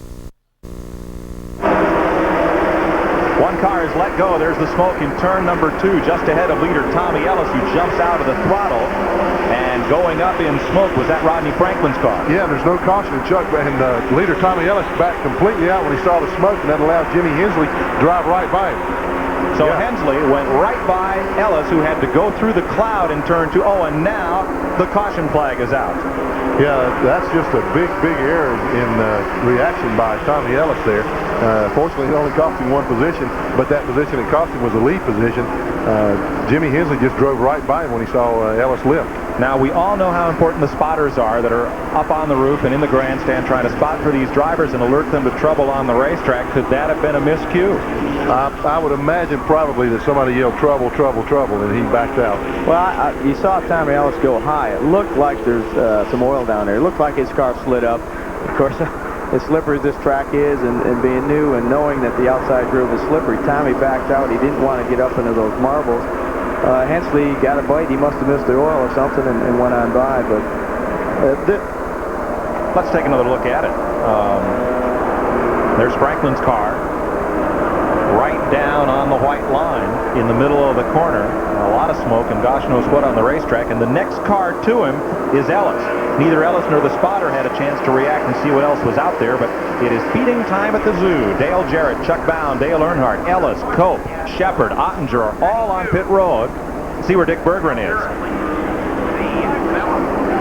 But Jimmy Hensley has stayed on the racetrack, and so has Michael Waldron. So they will retain track position. Ellis getting right side tires, also getting an adjustment on the wedge.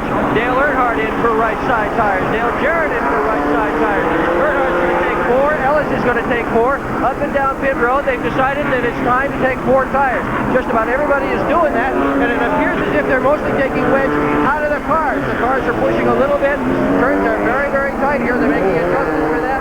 Finally, Ellis gets going. Earnhardt's gotten out ahead of him, and so have a bunch of other people.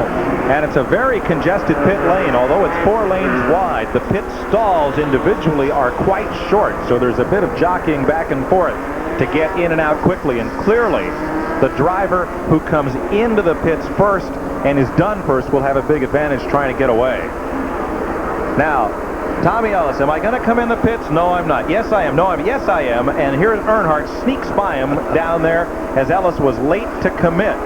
Bound and Jarrett also going past Ellis, who decided late, well, if they're coming, I guess I ought to also. Jimmy Hensley in now. He has waited a lap after the rest of the leaders to make his stop, and perhaps two. Everybody else coming in, he'll decide to also. Here's Dick. Boy, I can't figure that one, Mike Joy. He should have come in when everybody else came in. This is absolutely going to put him at the tail end of the line. Jimmy Hensley taking not good advantage of that particular caution flag, but perhaps they looked up and down pit road and saw how many guys were taking tires, and fresher tires definitely are faster tires. We're also getting to the point where you're really starting to learn more about the racetrack. We've got 94 laps in now, so they can adjust the cars with the tires too. They're now getting to know what they're doing. A late stop for Jimmy Hensley.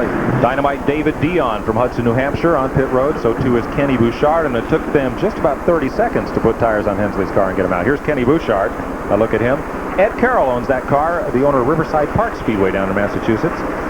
And also making an appearance on pit road, Dana Patton from Enfield, New Hampshire, who's running the complete Busch Series and is the leading rookie contender at this juncture. Yeah, Dana has a new sponsor he has for the past couple of weeks, the Very Fine Fruit Juices. That's a company based out of Boston, and they've come on for a 2-race stint.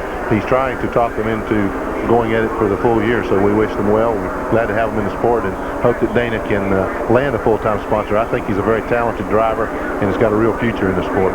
Jeff Bodine? Mike, you know, we saw a little confusion on some of the drivers. Should I pit? Shouldn't I pit? We do that even in Winston Cup. A lot of times we'll say, well, we'll do what the leader does. Well, what happens if you're the leader? You have to make the decision. Do we pit or do we stay out? And it's a strategy. It's very important in racing. You know, I'm with a great team right now that we don't wait for the other guy to do something. We do it first. That's Jeff Bodine, the driver of the Junior Johnson Budweiser Ford. We will be back to New Hampshire International Speedway right after these messages. At New Hampshire International Speedway, we're under the 7th caution of the day, and there's a look at them. Dave Resendi's spin brought out the first one. Davey Johnson, blown engine.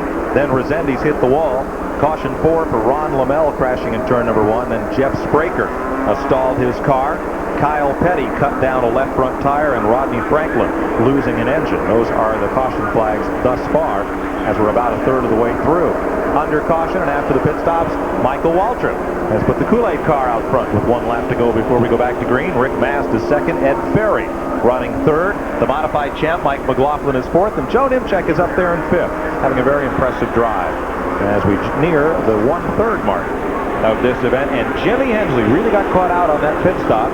I wonder, Tommy Ellis was so late to commit to pit road. Did Hensley think that everybody would stay out and then be stuck and not be able to make the left turn and go on by? We'll find out from Dick Berggren, who's making his way down to the Hensley pit as we get 1 lap to go on the field. Mike Waltrip up front. Kyle Petty will be trying to get one of his laps back up there on the outside line. Jeff, do you think possibly that Hensley just got snookered there? Oh, we try to snooker as many as we can when we're out there, and it looks like he might have now. Hopefully Dick can come back with some strategy moves on their part, but we'll have to wait and see what happens. We'll get the restart, and then we'll go down to Dick Berggren for his report. We are back under green. Mike Waltrip, Rick Mast right with him, and Tommy Houston is very slow coming up to speed down in turn 1.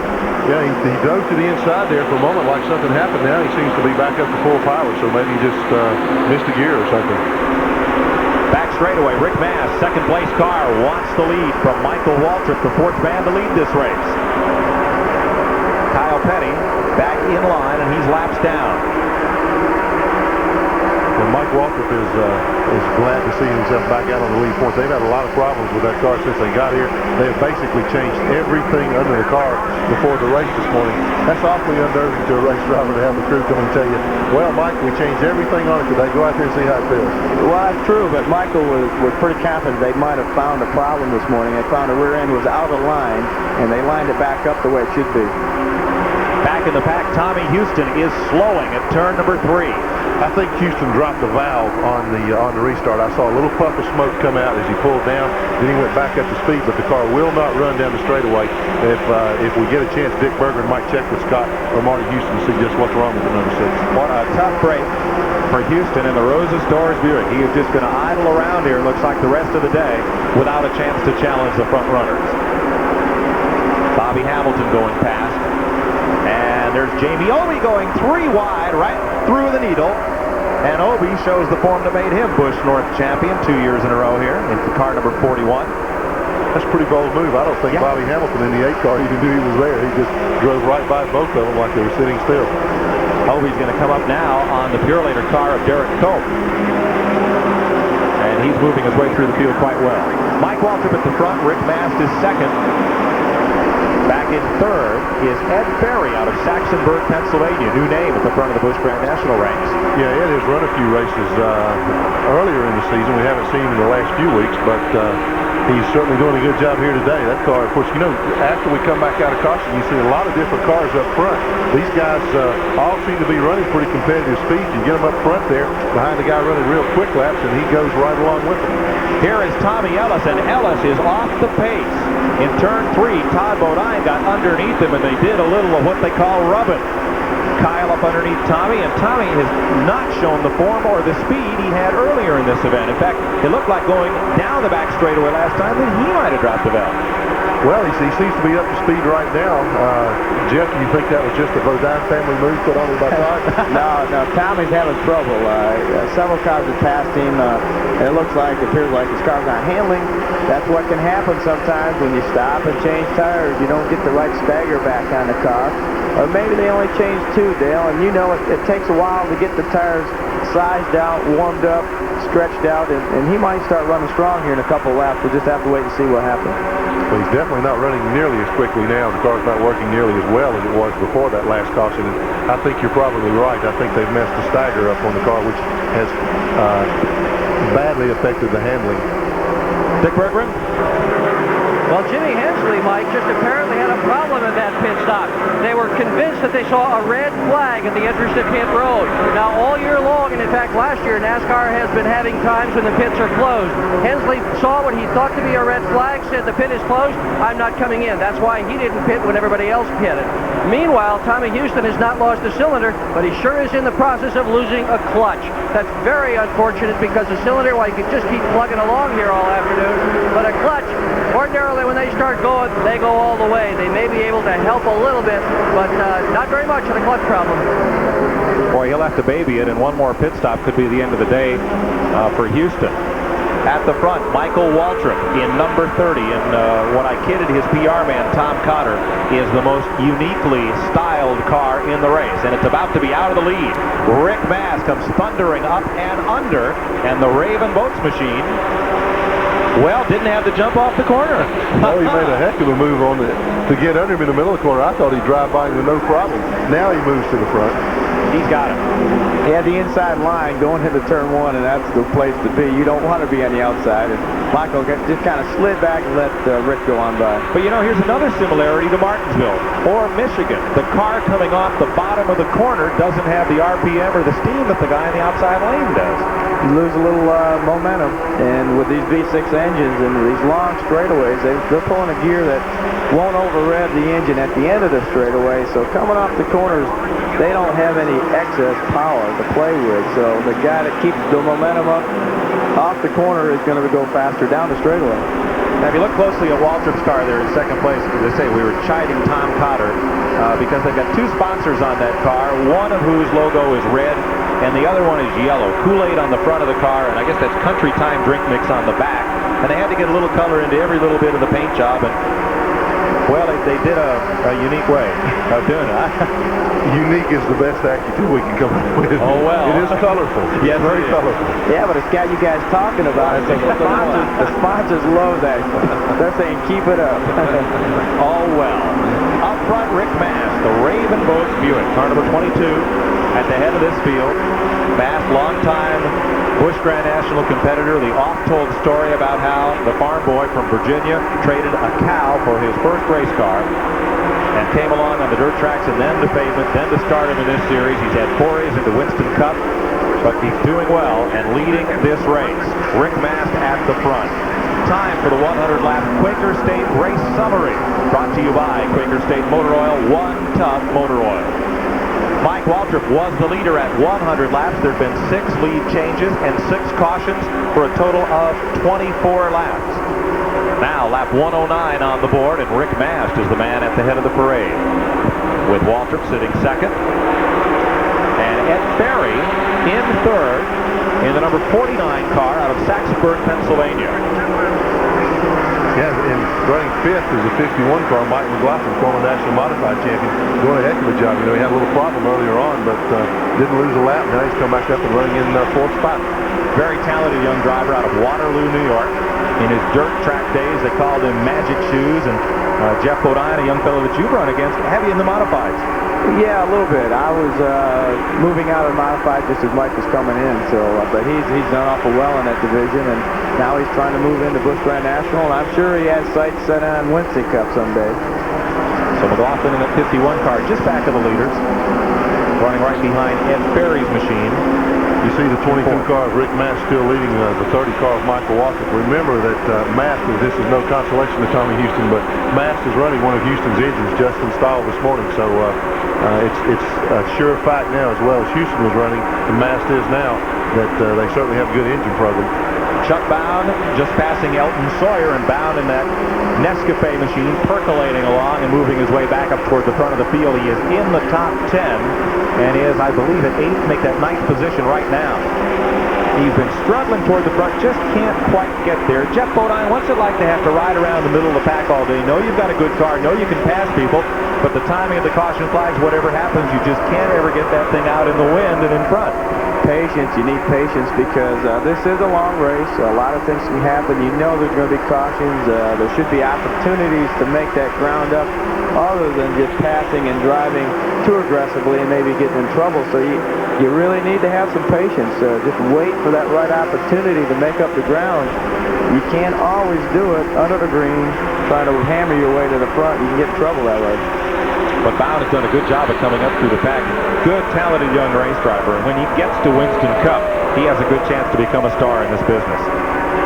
Yeah, Mike, I think Chuck Bound will be the next Busch Grand National star to make the jump to Winston Cup racing. There has been some talk already about forming a team entered and maintained by Hubert and Jeff Hensley, who only maintain this car now. So I think in the very, very near future that you'll see Chuck Bound in the Winston Cup ride. So Bound trying to get to the front in 9th place. There are the leaders, Rick Mast and Mike Waltrip. Mast in 22, Waltrip in 30. At the head of the parade, Ed Ferry from Pennsylvania. Right now the surprise 3rd place runner. From New Hampshire International Speedway, we pause for a regional break. Sports Channel America's coverage of the Bud 300 continues after this. Side down there. Jeff Bodine talking about what's going on here. A little bit of double file stuff that we didn't think we might see this early in the race. We thought we'd see a lot of passing in the straightaways, but now they're starting to make 2 grooves out of these corners, Jeff. Especially down here in 3 and 4. We've been watching down there the last few laps, and guys are making the outside pass move. 1 and 2 still looks a little slippery on that outside groove, but they're moving it up. They're working the groove up and giving themselves more room to operate out there. Maybe by the end of the race, we'll have both ends working good on the outside. Here's a look back through the field about where your favorite driver is running in this event. Ricky Craven making a pit stop. A standout young driver from the Busch North Series, who was the quickest qualified of those. There's Harry Gant up the 22nd spot. And Dale Earnhardt mired back in 24th position. Now this was after a round of pit stops under caution. Ken Schrader, haven't seen much of Kenny today. And there's Earnhardt running with Tommy Ellis. Randy LaJoy, Jimmy Hensley after that missed pit stop well back. Dana Patton, Kenny Bouchard. Saw Earnhardt put a bold move on Ellis there going into 3. As Jeff was saying, they're really getting brave now diving into the 3rd turn. They've got their cars hooked up. They know there's a white line back there that they can kind of gauge as to how far they can go in that corner. They don't have that luxury down in the turn 1, so I think that's one of the reasons you're seeing a lot of passing in turn 3. Back up front with leader Rick Mast. The Raven Boats car, that's a Buick, and you notice that big wide cow catcher snout on that Buick. Mike Waltrip with the Pontiac, a little different kind of nose design for the Grand Prix. The Buick teams have done, looks like a little creative surgery with their nose design. The bumper doesn't stick out so far from the grill as I kind of thought it did the last time I was in a Buick showroom, but then again, we're the observers and not the inspectors. We might have to get Dick Beatty and the Winston Cup inspection crew up here to watch these Busch Grand National guys. They are getting innovative with the aerodynamics of some of these race cars. They're getting smarter is what it is. They're learning how to form and shape the bodies, the different body styles to make it work the best on the short tracks and even the speedways. There's Tommy Ellis's Buick 99. Yeah, Ellis way off the pace. He's got a problem. In fact, he's turning and coming down pit road right now.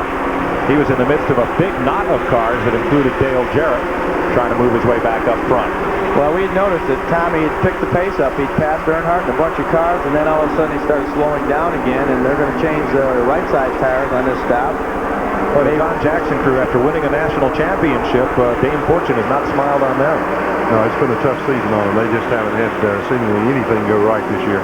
As you see, still looking for his first win of the year. 2 tires done, going to get 4. Now, those two, what they do, you change the right side. You think, well, I have a flat or a tire going bad. Drive change those right sides. If you don't see a flat tire or something wrong, you automatically go to the left side, change the left side tires because the driver says there's something wrong. There usually is something wrong. And with the short track setups on these cars there and the low bank on this track, they're not running the inner liner in the tire, so a tire down would be immediately apparent, but a slow leak might not be. Well, he was not happy. I think Jeff mentioned that he was not running well at all. I don't think the car felt good to him at all after that last pit stop. And did they not change 4 tires then? I believe so. Let's check in with Dick Berger, and he knows for sure. Dick? You guys have been doing a great job of calling this race this afternoon for that team. Indeed, Mike, they did change 4 tires the last time around. Indeed, both of you had guessed that the tires had not yet properly come in. They were waiting for the stagger to come in. You were right on that one. And then you said the stagger had come in. Yep, it sure had. But what just happened now was that stagger that came in went away big time. The left rear tire picked up a leak, went down, too much stagger. Tommy Ellis came in, changed 4 tires to 4 sticker tires, 4 brand new ones. Boy, that was a tough break. He has been running well, but he can't have things like this happen to him here if he expects to win today. As we look at the leader, Rick Mast, Benny Parsons gave the best explanation I ever heard of stagger and how it works. He says when you blow up 2 balloons, they blow up at different rates. And a car is spun, Dave Dion. Oh, the Ford driver from the Berlin Ford out of New Hampshire has spun, and we'll get caution number 8 on the race today. I got to give a great call to Bobby Dragon. He made a tremendous move to miss Dion. As he came up on him, Dion was coming down the track. Dragon had nowhere to go. He got the car stopped, and just at the last split second made a hard dive beneath Dion. No contact made whatsoever. So just a harmless spin for Dion, one of the most talented drivers that this state's ever produced. And Bobby Dragon, same could be said for Dragon of Vermont. But I was telling you about Benny Parsons. He says you get a package of balloons and you blow them up.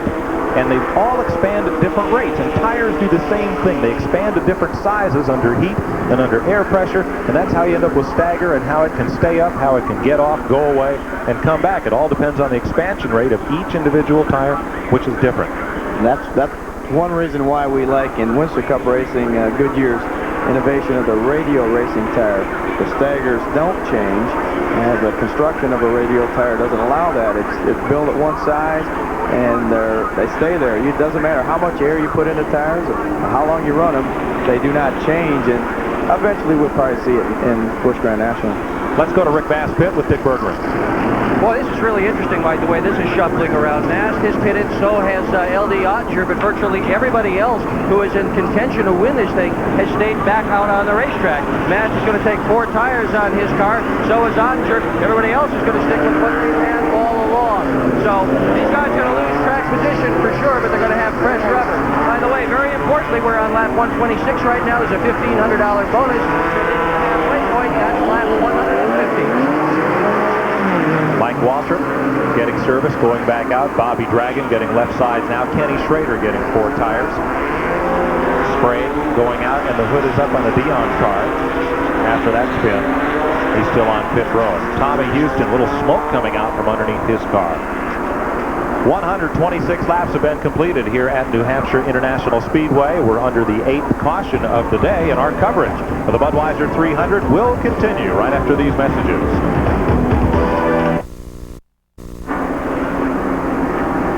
Working the 8th caution of the day, and Joe Nemechek has assumed the lead. He's driven a tremendous race here and is now in the front spot. Chuck Bound finds himself in 2nd position after the round of pit stops. Tom Peck in 3rd. He's in the top 10 in Busch points. Elton Sawyer and the Busch North champion the last 2 years, Jamie Obey. And in that whole list of top 5, even though we've been shuffled through pit stops, as yet a Winston Cupper not among them. Let's have another look at what happened here to the Dave Dion car. Oops. Yeah, you can see Dave spinning. You see 77 Bobby Dragon just barely gets by. I tell you, it looked easy right there because Dion had about stopped. Also, that car, 33, just that's Ed Barrier. He just barely made it by. In fact, he had to hit the dirt to do it. But, you know, that car is running in excess of 100 miles an hour out there in that turn. And to make that decision, it's a snap judgment. You got to decide, well, I can go low, I can go high. You don't have a chance to rethink it. You got to go with what you decided. And let's also give Dion presence of mind for not cutting a wheel and sending that car down into the infield. Here's Dick Berggren. Well, the problem, and probably what sent Dion into his difficulty to begin with, was that the car is overheating, so they just added some water to it. In fact, they've added water on 2 successive pit stops. So let's tip our hats up to Dave Dion and his pit crew. By the way, these guys are among the most popular competitors in New England, and no wonder. Everybody else buys their race cars. These guys build them. And instead of going out to some big, expensive engine builder, they use 2 local guys, one of whom they can get some of the stuff done with, and they get what they can get done there. Then they put the engine in the back of their pickup truck, take it to the other guy, put it on his dynamometer, and they do all this work themselves to save money. Dion calls himself a freelance stock car driver. Let me tell you, when this guy comes to town, the fans stand and cheer because nobody works any harder than they do, and that's for sure. And as you see, he is a loyalist. He is one of the only late model competitors who throughout his career in New England has driven a Ford automobile. And that T-Bird, the Berlin City Ford. Evidence of that, his latest racer, this Ford Thunderbird. Guy sitting alongside who drives a Ford, and before he goes, we'll get his pick. We've been kind of batting this back and forth, Jeff Bodine, whether or not a Busch Grand National regular or a Winston Cupper has the best chance to win this thing some 170 laps from now. Well, I think the best chance goes to the Busch Grand National guys. They run these cars every week. This is just a big short track, kind of a big Martinsville. So it's a little tougher for the Winston Cup guys to get their cars handling good. So I have to give a nod to the Busch guys. I like to see a Busch guy win, unless I'm out there. Then I want to win. Okay. Glenn Jarrett? Well, I like what Jeff says, but I think that if the numbers of cautions cut down or reduced later on in the latter part of the race, I think it's going to fall in the hands of the Winston Cup guys because I think pit work is going to become very critical, and I think they definitely have better pit crews. Oh, I don't know. Jeff, you want to counter that? Well, maybe a few of them do, but I can't even say that because these Busch Grand National guys have really stepped their programs up with the sponsorships coming in, with this TV coverage that's brought them in. So they have good pit crews now. The top runners, the top 10 or maybe 15 Busch guys have good pit crews. Okay, that's Jeff Bodine, the driver of the Junior Johnson Budweiser Ford. Thanks for coming in and joining us for a bit here. Happy to have you here, and I know you and the Budweiser folks have a lot of guests downstairs as title sponsor of the race, so we'll let you go, but thank you for joining us. My pleasure, Mike. I want to say hi to Kathy, Matt, Barry, Donna, Jeffrey, I love you. We'll see you in a little while. Okay, just leave that 20 at the door for the commercial. No, happy to have you with us, Jeff Bodine. We're going to stay under caution here for a bit at New Hampshire International Speedway. Let's go to Dick Berggren. Well, we said hello to everybody, but we're also saying hello to the rain, Mike Joy. It's not going to be much. I can look over my shoulder and I can see blue sky almost everywhere, but right over the top of my head, why, it's raining, and it's raining reasonably decently. So I'm sure that's why the caution is here. I don't think it's going to slow this race up too terribly much. Just a passing shower. They've had some this day in other areas of New Hampshire. These things happen all the time in this part of New England. Watch, it's going to just blow on over. We'll get back to the race. I'm not worried about it. 131 laps have been completed, and Dick's nearly a native. He lives in Ipswich, Mass, just down the road a piece toward Boston. 131 on the board. 150 will be a race. 300 is the advertised distance. As you know, they have to go halfway to have the race called complete, but we've got plenty of hours of daylight here. We're going to get this one in. On pit road, it's once again Tommy Houston, and they're checking the right rear and the right front of the car. Didn't like those tires, I guess, that he was out there running on under the caution, so they've got to put a whole new set on it. Well, with a lengthy caution like this, Mike, you can do a lot of things to the car. You know, Tommy had a clutch problem, and now they're having some problems deciding whether he should take off or whether he shouldn't. He thought he should, and they thought he shouldn't. So well, it looked like they already had those left rear lug nuts loosened up. So now if they're going to send him out before the pace car comes by, and that's imminent, they're going to have to tighten him back up. Now that is not going to help that clutch any as Houston rolls to speed. Here comes the pace car. The man with the stop-go sign still has the go sign toward Tommy, and he does get away. It saves him a lap, but I hope he didn't burn that clutch up in the process. Well, you know, they used the first few pit stops during this caution period to cool that clutch down, so it looked like they had the thing releasing a little bit there because he took off pretty quickly, and you know, it won't take very long to find out on the next restart if indeed it did cause him some further problems. We're going to be under caution a few more laps because there is some real light rain falling here. You know, this rain, the cloud cover right now has helped to keep this racetrack very tight. several of the competitors early this morning thought that the racetrack might get a little slick, but some of those with more experience felt like that, nah, there's going to be a cloud cover. It's not going to be that hot. We're going to set the cars up in a neutral mode, neither pushing nor loose. And you've seen a lot of adjustments made thus far in the race during the pit stops, and those guys that have been able to make those adjustments are the ones that are able to stay up front. Joe Nemechek is the man up front of the moment in car number 87. Chuck Bound right behind him in 63. Tom Peck out of Maryland in that blue number 96 on the inside line. That's where the leaders are, and now they're getting one to go. So Tom Peck is the third place car there in blue on the right side of your screen. In fourth, Elton Sawyer finding his way to the front in the Gwaltney's car. Fifth, the Busch North champ Jamie Obey. Looks like Kenny Wallace in sixth, Bobby Hamilton seventh. In eighth is Dave Mader driving the Ronald Cooper car. Ninth is Dale Earnhardt. 10th, Bobby Labonte. 11th, Dale Jarrett. 12th, Jimmy Hensley. 13th, Morgan Shepherd, and all of these are unofficial. 14th, Kelly Moore out of Scarborough, Maine. And again, that's our unofficial look at the field. Drivers have made pit stops, including the leaders of moments ago, Rick Mast, Mike McLaughlin was up there, Ed Ferry. They're now well back in the pack after pit stops. And you see the car on the outside of leader Joe Nemechek. That's the 99 car of Tommy Ellis. Remember, Tommy made that unscheduled pit stop for a 4-tire change.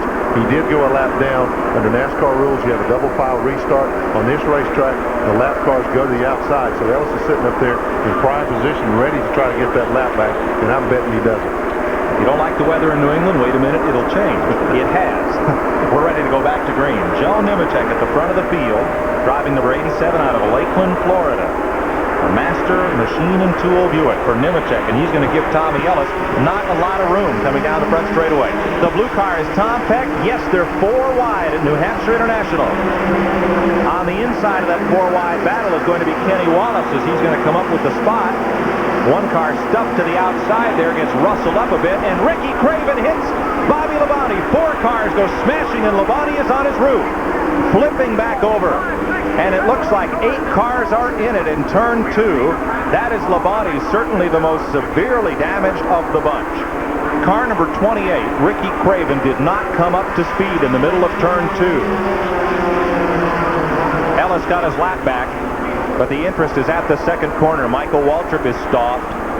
Bobby Labonte is there. Now pulling away is Dale Jarrett. Heavy damage on the Jarrett car.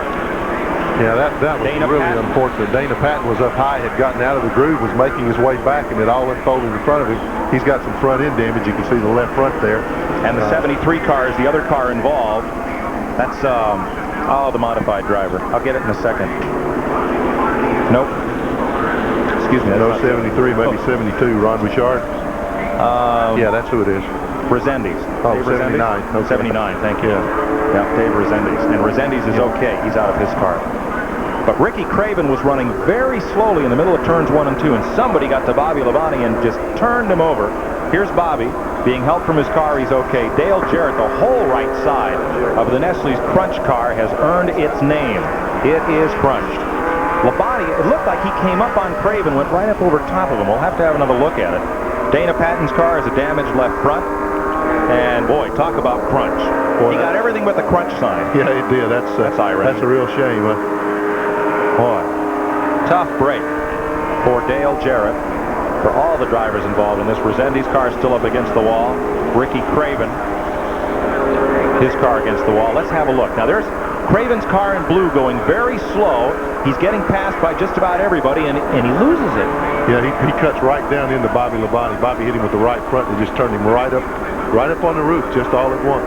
You see the other cars there, just victims of circumstance. You saw Dale Jarrett, Morgan Shepherd. There's the 25 car of Hensley. Hensley was involved in it. Morgan Shepherd. See Labonte's car just continuing to roll over. It's just one of those unfortunate things. When we restart, everybody's all bunched up, jammed together. When something happens, it triggers a chain reaction collision. Great testimony to the safety of the roll cages in these cars. You see a lot of damage, but not to the cockpit area of Bobby Labonte's car. We pause now for this regional break. Sports Channel America's coverage of the Bud 300 continues after these messages. Dave Resendiz will get a ride back to pit road in the ambulance. He was going to walk it back and think about what happened in that one. He was an innocent victim of a crash that was triggered. There's Kenny Schrader's car going behind the wall for some further work. It has not been a good day for Schrader in his Busch Grand National ride. You see he got a little punched in the back bumper there, but the problems right now are under the hood. The driver of the Kodiak Chevrolet. And Bobby Dragon is against the wall, and he will go up on the hook. I didn't see Dragon's car, but it's well back over the tunnel at turn number 2. And Dragon getting in just in the tail end of that. The most recent Dragon wagon. Here's Ricky Craven's car. And from the backstretch camera, Bobby Labonte going up and over. And you'll see the melee develop as everybody gets turned around and into it. Here's Morgan Shepherd, the yellow car, sideways, face on. Boy, Jimmy Hensley was up in it, got a good piece of this one sliding at us as Labonte continues to barrel roll side over side as the front and rear portions of that car take the impact. See the 71 car of Randy LaJoie down in the dirt there. Yep. Shepherd's already hit the inside concrete there. There's another look. Look at the blue car way left side of the screen, just out of screen. And now here's everybody rushing to judgment. You can see Dana Patton up on the top right of the screen. He just caught right up in there. There's the 28 car. Craven triggered the thing of Craven. 86 Patton. Kelly Moore on the right side. You see in the top left middle of the screen, Dale Jarrett was the meat in the sandwich there between Jimmy Hensley and another car. It just really has destroyed several of these race cars. That's a real shame. Well, I don't know if you know, I like the Nestle's folks a lot, and but to put crunch on the side of the race cars, it's, you know, it's rhetorically asking for trouble. Okay. Asking for trouble. We got red flag conditions now on lap 138. The cars have been stopped. This is enabled to enable the safety crews to completely clean up the racetrack, get all the debris off, the fluids that have leaked out of the car. This just stops everything for a while to get them to enable them to do their jobs more efficiently. And we're still 13 laps shy of the halfway point in this race. There is Labonte's car. The roll cage structure doing its job, holding up extremely well. The front end of the car took a good bit of the impact. And despite was at 2 and maybe 3 barrel rolls, everything else stayed intact. Dick Bergen will be getting us an update on the drivers that were involved, but we saw most of them able to walk away from the incident. And again, as soon as we have further word, we will pass it along. But involved, certainly Ricky Craven, Bobby Labonte, Dave Rezendes, Dana Patton was in it, Dale Jarrett, Morgan Shepherd sustained some damage, Jimmy Hensley, Bobby Dragon. All of those cars, and at least half of those will be done for the day. There is Dale Jarrett's car, and did it get crunched? Yeah, you know, right now under NASCAR rules, under red flag conditions, they have to stop work on that car. They cannot continue to work on it while the race is red flag. It's awfully frustrating to sit there to know you could be doing things to repair the car, get it back in the race, but under the rules, they can't touch it. Well, on the other hand, the good part of that is while they can't touch it, they don't lose any ground. They can look at that car and they can be all over it figuring what they need to do, have all the tools lined up and be at the ready, so when they restart the cars under yellow, they can go right back to work. Actually, it's going to save them some time. It's kind of like study hall. Yeah, but this one exam I don't want to take. No, there you see the 28 car of Ricky Craven being loaded onto. They couldn't throw that car in with a record. It is really badly damaged. He had such a good run going. The fellow who was the best qualified of the Busch Grand National North drivers. He's out of Pembroke, New Hampshire, and started this race in 7th position. And was just doing a tremendous job running up toward the front. Take a look at his season. In 6 starts, 1 top 5 finish, 3 top 10s, 14th in the point standings, but he won't gain any ground on that today. It's unusual to see these fast cars sitting there dead still. This is the 2nd straight race that we have had that has gone under red flag conditions. We've had it for rain, we've had it for wrecks. If you folks were tuning in, we had a major crash at Volusia County on our last telecast. We had to stop the race, and now here we are again stopped. So we don't ask for these things, we don't plan them, but we sure have seen some exciting racing and some really bad wrecks the last couple of telecasts that we've had. Let's get down to Dick Bergeron for an update on the accident. Dick? Well, the Care Center people have told us, Mike, that everybody has walked in. Craven and Labonte are both okay. Look at this car, though, how well the roll cage held up. You can see how pushed in the side of it is, and even up into the front end of the car. Tore the hood off. Everything is well pushed in here in the nose, but the key to it is the superstructure of the car, the basic integrity of the car that protects the driver. Well, that's all intact, and that's the whole deal. This is a shame. He'd used this car in almost every race he had run this year. He sure didn't need to have a thing like this happen.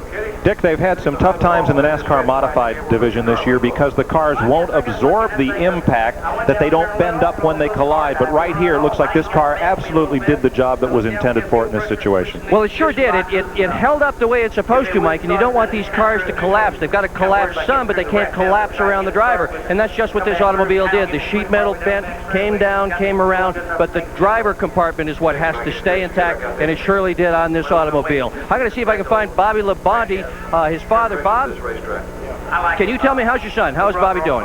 His knees a little sore, but that's all right. He's all right. You walking around, he talking to you? Well, they won't let him up yet, but he'll be up pretty quick. Okay, that's what we wanted to hear. He's okay. That's Bobby Labonte's dad, Bob Sr.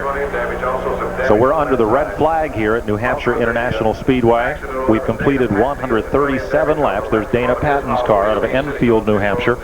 A Busch Series regular, though he competed for a number of years on the Busch Grand National North Circuit. And out in turn number 2, they are still picking up debris and bits and pieces for this crash that, at our last count, involved 8 cars with some damage, and will put at least 3 of those out of the race. So quite an inaugural for this 1 mile speedway. That's the kind of action you really don't want to see. They're parked, and we'll get back to it here in just a moment at New Hampshire International Speedway. Here's a look at the top 5. 137 laps have been completed. Back through 10th position, Dale Earnhardt running there in 8th. Jeff Burton up into the top 10. And through 15th position, Gant, Bouchard, and Presley. We'll be back to New Hampshire right after these messages. We're under the red flag at New Hampshire International Speedway. Mike Joy with Glenn Jarrett, Dick Berggren, the editor of Stock Car Racing Magazine, down on pit road, where this race has been stopped for an 8-car crash coming out of turn number 2 at about lap 135. We had a brief rain shower. They put the cars back under the green, and Ricky Craven's car was not coming up to speed. He may have cut down a tire the way the car drifted along in front of Bobby Labonte, who went airborne, and they stacked up 8 cars, about a dozen spun, 8 into the incident, and the other cars are lined up out here down in turn 1 of this 1 mile super speedway, waiting for this race to be restarted once cleanup efforts are concluded out at turn number 2. Just across the Interesting, Dale Earnhardt, we asked just how difficult it was coming into a brand new racetrack to learn the line here. Super speedway racing should be. Well, it's been great. You know, I've been up here a couple of times, ran short tracks, and I ran short track Friday night over Lee, and fans turned out and great, and we had a great autograph session. Started 18th over there and still won the race, so we had a great night. I had Kenny Schrader over there in race 2, so they got a lot of race fans up here. They're on a smaller scale with a lot of small racetracks around, but still the race fans are there. I'd like to see them bring Winston Cup up here. I think we could have a big turnout for it. Dale and daughter Taylor Nicole telling us about the reception they received up here. My mistake, wrong question. But he and his daughter there, they had quite a time. He was Wednesday at West Springfield, Massachusetts, at Central Chevrolet, where the dealership owner had to be convinced by the parts manager, Wayne Carroll, who's been a big backer of racing for years, that a Dale Earnhardt autograph session might draw a few people to the dealership. They had 2,000 people show up over a 2-hour period to get autographs from Earnhardt in the middle of Massachusetts. Just shows the draw of Winston Cup racing and a fellow like Earnhardt. Absolutely. If he had called me, I could have testified to that, because when we had the grand opening of our Honda store, we had Dale Earnhardt come up, and we had 2,500 people. Had more people than obviously we had room to put them. My gosh, he is a tremendous draw. Very, very popular. It just shows the popularity of the sport throughout the country. Okay, let's go down to where the cars are stopped along turn 1. Dick Berggren.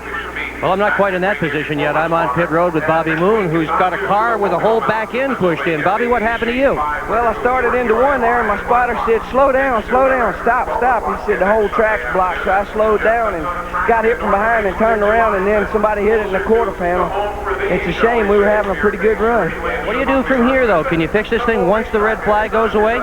We're going to try to weld on it, get it back together, and go out and have a decent finish. After all that careful preparation, though, the car's not going to be quite the way it was. No, we got the spoiler and the trunk knocked off of it, and it's going to be a little bit loose, I think, but maybe we can salvage a good finish out of it. Well, if he likes a challenge, he's about to have one. The car sure isn't going to handle as well as it did before. I'll try to get some interviews with some more people here, Mike. Bobby Moon out of Spout Spring, Virginia. I'm trying to get back into this one. There's Ricky Craven's car, and that one came in on the flatbed, but it looks like they want to fix it. Yeah, the left side's the one that sustained all the damage. You look at the right side of the car there, it's virtually unscathed, but the left side was completely destroyed. Good young fella and a sharp heads-up racer.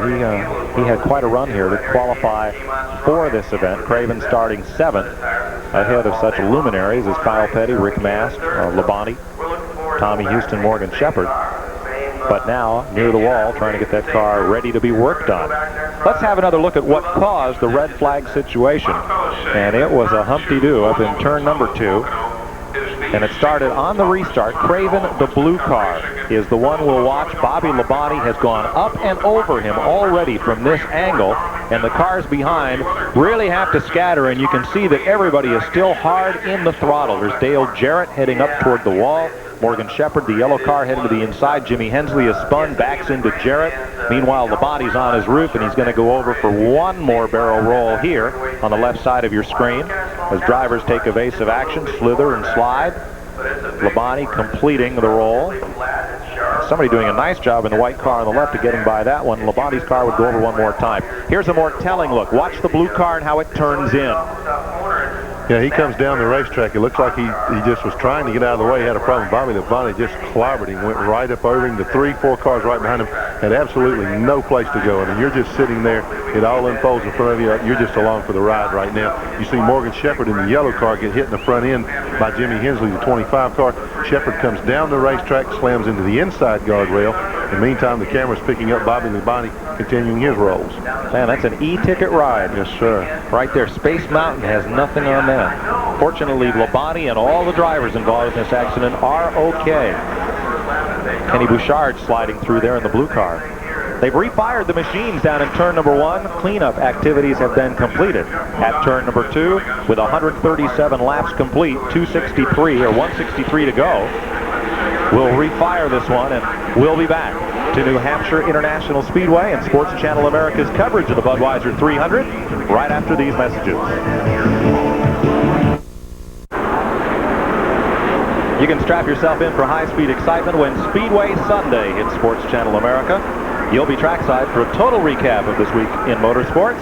Plus, race fans will get the latest word on worldwide auto racing action. Grand Prix of Britain today, kart racing in New Jersey, Busch Grand National Racing here in New Hampshire. Get set for Speedway Sunday tonight, 7:30 Eastern, 4:30 Pacific time, live on Sports Channel America.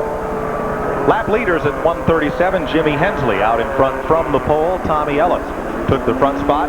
Tommy Houston, who since had clutch trouble. Ellis went back to the point. Then Mike Waltrip, Rick Mast on one restart, and Joe Nemechek has been at the front. So we'd have 6 different leaders of this race at the 137 lap mark. You know, the cars have refired now, and it's nice to see Joe Nemechek still leading the race, but he's not there on his own. The car 96, the blue car right behind him, Tom Peck, had to give Nemechek a push start after the car sat there during the red flag period.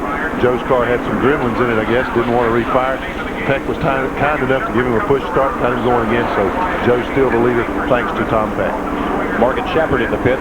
He had a tire rubbing on the right front as a result of the incident. Dave Dion back in, Kyle Petty. There's Tom Peck. 4th at Dover. He's had a pretty good season. He's well up in the point standings. He's got a good mentor, Red Cagles, who's been around Busch Grand National Racing for a long, long time, maintains the cars for Tom, and they've done a tremendous job with this young man. Tom's going to be a force to reckon with in years to come, and once he gets some more experience under his belt. Peck is 6th in the point standings with 6 top 10 finishes, 14th in money won with $41,000. So let's take a look at the top 5 as they reline up and the fans settle back in. Nemechek, Peck, Bound, Wallace, and Grissom. Not a Winston Cup star to be seen. No, you're just rubbing it in, aren't you, Mike? Long way to go. Yogi Berra said it. It's not over till it's over. That's right. Long way to go. Yogi Berra also said, I think Yogi Berra said boo-boo at another picnic basket, please. I said Berra. Okay. His southern accent just well, the one who used to catch for the Yankees, they had Old Timers Day at the stadium yesterday, but that Yogi also said if the fans don't want to come, let them. And, you know, you used to hear that, but here at this place, New Hampshire International Speedway, I think some folks were fearful they might not draw a crowd for big league auto racing, but this main grandstand has some 35,000 or more people in it. They don't allow fans into the infield. They are parked out to every bit of real estate here that doesn't have a birch tree on it, and it's just a tremendous crowd. Look at the damage to the car 32 of Dale Jarrett. They've been working feverishly on this car since the accident happened. Looks like they've got the thing at least where it rolls straight now. I'm not sure if they've got the toe in and everything back on it, but they got to cut away some fenders here. That's the American School of Sheet Metal Work Special out there right now. You too can design air conditioning ducts in your spare time. There's a good place to start right there. Let's get down with Dick Bergman for another update on this incident. Well, this is a good update. This is Ricky Craven, and you look like you're okay. Well, it's unfortunate, you know, what happened up there, and for us, and some speedy oil change and tune-up, you know, there's still no outside groove yet, and being on the outside, we got into the loose stuff and got out of the gas, and for whatever reason, got hit in the side by the 41 car, I believe, and then, you know, everything broke loose. I don't know, Bobby's all right, and did you see him in the infield care center? They're both okay, but the cars are torn up naturally, and we're just going to have to come back next, you know, in September and try and pick up where we were running here. You know? It looks like you took a ferocious hit at the left side. The car is well torn up. Yeah, it really is. And at that point, I don't know who hit me. Like I say, got together with a 41 car, and the car went around, and, you know, all I saw was a bunch of cars coming at me. You're a young racer without an awful lot of experience. Is this the hardest hit, the worst crash you've been through? Well, you know, they're all hard. Don't like to take a hit. I don't know. I guess I don't like to measure things like that. Okay, Ricky Craven feeling all right. Car's not feeling okay. He'll be back. The car will too. It's not permanently damaged. Boy, Glenn, I don't blame him. These are the kind of days you don't want to remember too hard. No, you don't. You just want to forget about those things. Michael Waltrip could be having one of those days. Now, he was down at the end of pit road waiting to go out when they had held the cars, and it looks like NASCAR is going to hold and put him back in his proper start in the running order. By coming down pit lane, he may have gained a lap from his position. So they're going to rectify that now, and it looks like he'll line up. My guess is going to be tail end of the lead lap, but we'll have to get that confirmed with scoring. Yeah, I imagine you're right. Mike had fortuitously there. He had passed the pace car, so he's got to go to the end of the line. He had really made a decisive gain there on the racetrack, but NASCAR caught it. They won't allow that. They're going to put him at the rear of the pack. 141 laps complete under the caution here at New Hampshire. We pause now for this regional break.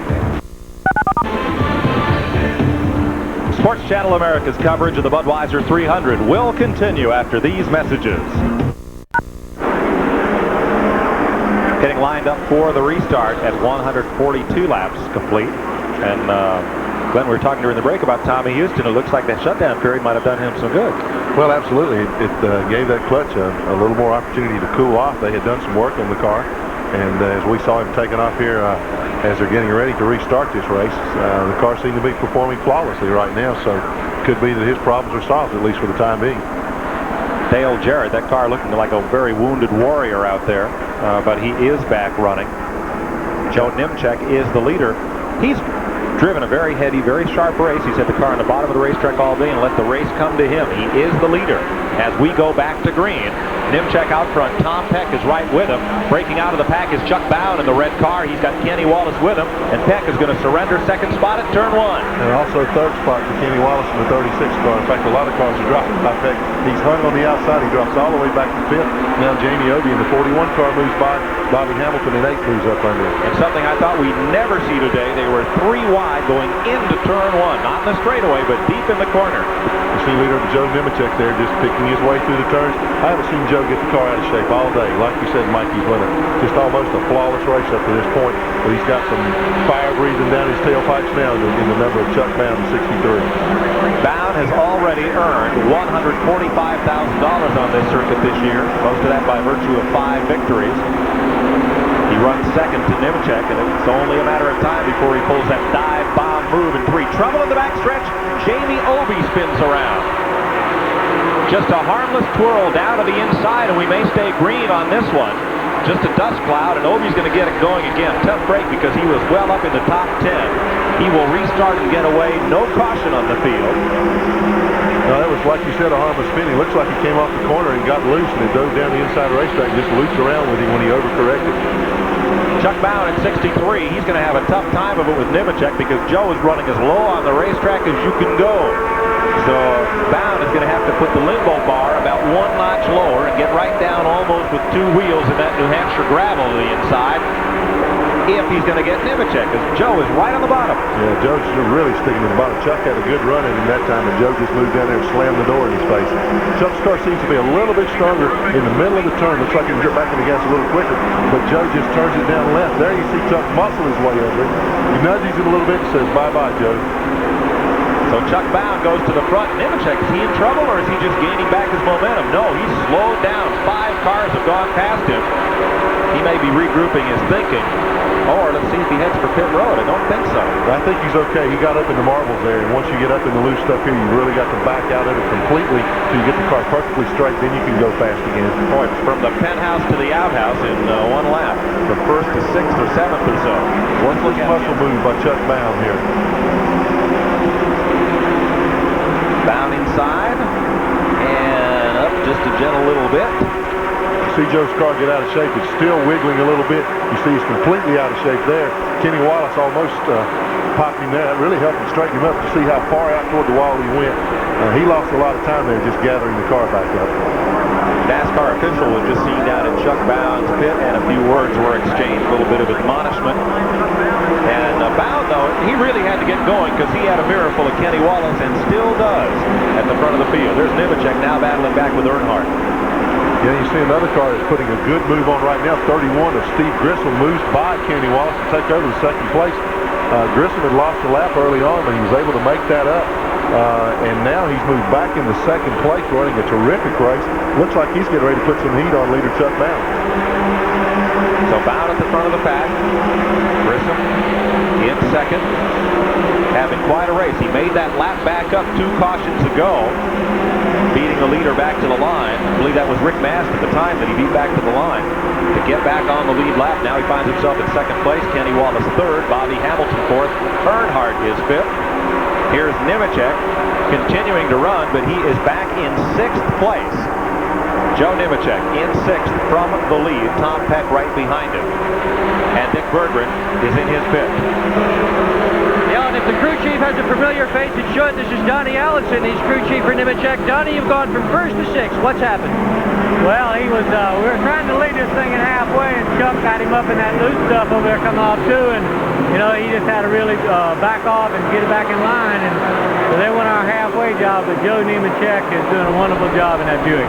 You're running strong enough with this thing to be running toward the lead at the end? I think so. You know, we just see what happened with the pit stops, and our car is real good. Joe liked it, and right now we gotta wait for 151 laps. We just got 154 to go. Okay, there it is. Well, patience in the form of Donnie Allison on the headset is probably doing a lot for Joe Nemechek. He's a talented young driver in his own right, but having a fellow like Donnie on the other end, that's going to help. Let's go back to the front of the field. Chuck Bound, the leader.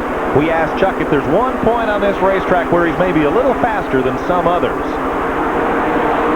Right now, I feel real comfortable down in turns 1 and 2. I think I'm making real good time through 1 and 2. And I think I'm gaining in 3 and 4 all the time, but I'm just not quite as comfortable down in 3 and 4 as I am in 1 and 2. And I hope one of my strongest suits is a straightaway. What's the problem with 3 and 4? What makes you uncomfortable about it? Now, just perception. I don't think I'm quite getting into the corner like I really want to, and it's so easy to get in too hard, slide up into the gray part of the racetrack, and back it into the fence. So I want to be a little bit easy there. He's in turns 3 and 4 right there, and he probably took a little easy because Grissom had his move down pat. Yeah, I think Chuck was a little too easy there. Steve Grissom is really running well right now. He has been one of the strongest competitors in this circuit for the past 2 months. He just can't seem to get that first victory. He's run up front every single telecast that we have had, and it wouldn't surprise me to see him take one home here before long. Yeah, but if you're Chuck Bound and you've got the point lead, you've won 5 races, and you know you got one of the best cars here, a guy like that wants to go, do you just let him go? Well, yeah, I think you have to. Plus, Chuck just picked up $1,500 for leading lap 150, and, you know, it may be sometimes a race driver will say, well, you know, if he's not comfortable in 3 and 4, maybe I'm doing something wrong. Let me follow somebody down there. Maybe they can show me something. Following Dale Earnhardt into the corner is Bobby Hamilton and Joe Nemechek. Earnhardt has just moved up a notch. Tom Peck tried to regain a spot underneath Nemechek. Nothing doing there. And that battle is at 4th position. 4th now Earnhardt. 5th is Hamilton, the 8 car. 6th is Nemechek. 7th is Tom Peck. Time for a 150-lap summary at halfway, coming up in just a moment here. Steve Grissom continuing to lead. Grissom now becomes the 8th different leader of this race. Jimmy Hensley from the pole. Tommy Ellis took it from him and on through to this point where Nemechek has surrendered now, first to Bound and now to Grissom. And now Grissom is opening it up a bit. Yeah, he's starting to pull out a little bit, and also Kenny Wallace in 36 starting to put a little heat on Bound. You can see Bound's car move away from Wallace and up on Grissom in the middle of the corner. As I said earlier, that seems to be one of Chuck's strongest places, and right in the middle of the turn, he really gets a good bite. But as they come off, Grissom's car seems to be a little bit stronger maybe down the straightaways and getting into the turns.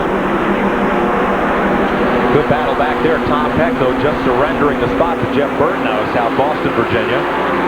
So Burton clambering up toward the top 5. Yeah, Burton has run a steady race also. He was one of the early crash victims in practice here early in the week. He got into the wall, messed up the right side of the car, but the guy that owns it and maintains it, Sam Mark, said that they worked hard on the car, got everything pretty well straightened back out. He's moved up into the top 10 now. As we look at the leader, Steve Grissom, now let's have a look at the Quaker State 150-lap summary. Brought to you by Quaker State Motor Oil, One Tough Motor Oil. At lap 150, Chuck Bound was in front of the field. After 10 lead changes, we'd had 9 cautions for a total of 47 laps, plus the red flag for that incident. Let's take a look at cars out of the race. Davey Johnson, wrecked. Franklin with engine trouble. Bobby Labonte and Dave Resendiz. Ricky Craven and Bobby Dragon all going out in that accident that occurred about lap 135.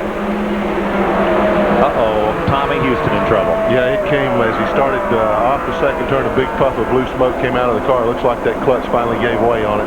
I've got a sneaking suspicion this might be it for the day. So Houston, with a family affair kind of race team, coming to the attention of Scott and Marty and the crew. And the board is out. They're going to send him behind the wall. Yeah, they're going to probably, if they're going to get back in this thing, which they want to do for the points, they're going to have to put another clutch in it. You know, this Houston family is a story in itself. We would now go down to Dick Berggren. Well, Tommy, what are you going to do now? Well, something's wrong with the transmission. The clutch has been a-slipping since the pit stop when I come in from when I was leading the race. And, you know, I think we had the best car here today. And I just tiptoeing along easy when I was in the lead, you know, on the tires that had 70 laps on. It's just a shame to cruise it Ford Buick. It looks like it's about done for. It smells like the transmission part of it. Well, it sure does. You're going to try to change it if it is? Well, we'll probably take a look at it, see if we can cool it down and go back out and run for some points. There was quite a few cars that's torn up back there. I hope everybody's okay, but, you know, we'll just do the best we can and go on next week to South Boston. Family racing team, they've got their work cut out for them now. They're going underneath the car to see if they can salvage what's left of the transmission. Well, that's the right kind of attitude. If you can't win this one, well, we'll go win the next one. That's right. You can see the disappointment and dejection in Tommy's face, but sometimes things happen that are totally beyond your control. I tell you, one of the worst smells in the world is burning transmission or rear end grease, because you know that's going to put you out for good. And I give these fellas a lot of credit, because, you know, you have, and I spent a lot of time down at pit road where Dick Berggren is today, and a fellow like Tommy Houston, he's thinking about how his race car's torn up and if they can fix it and if he can get some points or if he's going home here without any money. And the last thing he wants to see is a microphone stuck in his face. Somebody asked me how he feels right this minute. It's part of our job. We've got to do it. It's part of his job to answer those questions, but we know it's not fun, and we appreciate that. Yeah, we certainly do. At 162 laps, Steve Grissom is currently the class of the field. There's Chuck Bound. Kenny Wallace continues to apply the heat. And here comes Dale Earnhardt. Old Darth Vader. Prophecy revealed. You're about to become right on this one. For once. Because he is coming. Now, Dale's car hasn't quite worked the best all day. I understand this is the car that he won Rockingham in. That's correct. After a celebrated battle with your brother. And a lapped car figuring in that one in the closing laps. Dale Earnhardt ended up in victory lane rather than Dale Jarrett. And Earnhardt is there. Now he's all over Kenny Wallace, and Chuck Bound looks like he may have lost a little bit of what good handling he had on his race car. Yeah, the car's getting, wanting to kick the rear end out a little bit, getting a little bit squirrely with him, and I think he's holding Kenny Wallace up, and in doing that, that's enabled Earnhardt to move back up on the rear deck of both of them. It wouldn't surprise me before too awfully long to see Wallace move under Chuck Bound. you can see Bound move up in the middle of the corners. I think Kenny's going to take advantage of that pretty soon. Bobby Hamilton is up there too. Jimmy Hensley in number 25 was the pole sitter for this event, but he was involved in that lap 135 crash at turn 2, and understand he's being black flagged by NASCAR. They want to call him in and have a look at that car. There is Bobby Scruggs with the black flag. And there should be a number board on the far side of that flag stand for the drivers to see which in a draft of 20 cars is the one being issued the black flag. Hensley, though, still at good competitive speed as he gets underneath the barrier car. He's being called in. There may be a little smoke or fluid or something dripping out of the car. I haven't seen him do anything wrong on the racetrack. I've got a suspicion that he's probably leaking something on the track. I'm not sure he knows that. Yeah, there he comes down the pit road. So he's coming in for consultation. And he's pitted right across from our broadcast position. He will get fuel while he's in. It's hard to tell what. Window net? Oh, yeah, the window net wasn't staying up properly. That's what it is. So having to repair that. You don't see that very often. Well, it's a safety violation. The window net has to be in place and latched. It's a bar through a hole just the size of that bar at one end, and then it's like a safety belt latch in your passenger car at the other, and it's got to be up to protect the driver, or they call him in to fix it. So he's back out. Hasn't been his day. It was for about the first 30 laps, and been a tough day for the Hensley car.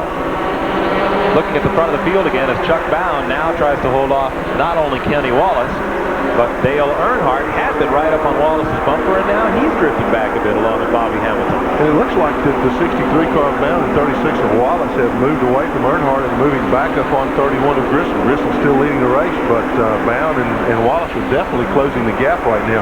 You know, it could be that they're just searching out, trying to find a proper groove here. They have all moved up about a half a lane on the racetrack, and that may have been what was causing Chuck Bound to kick out a little bit. He might have been making himself a new groove there. Kind of an accordion effect. There's Kenny Wallace.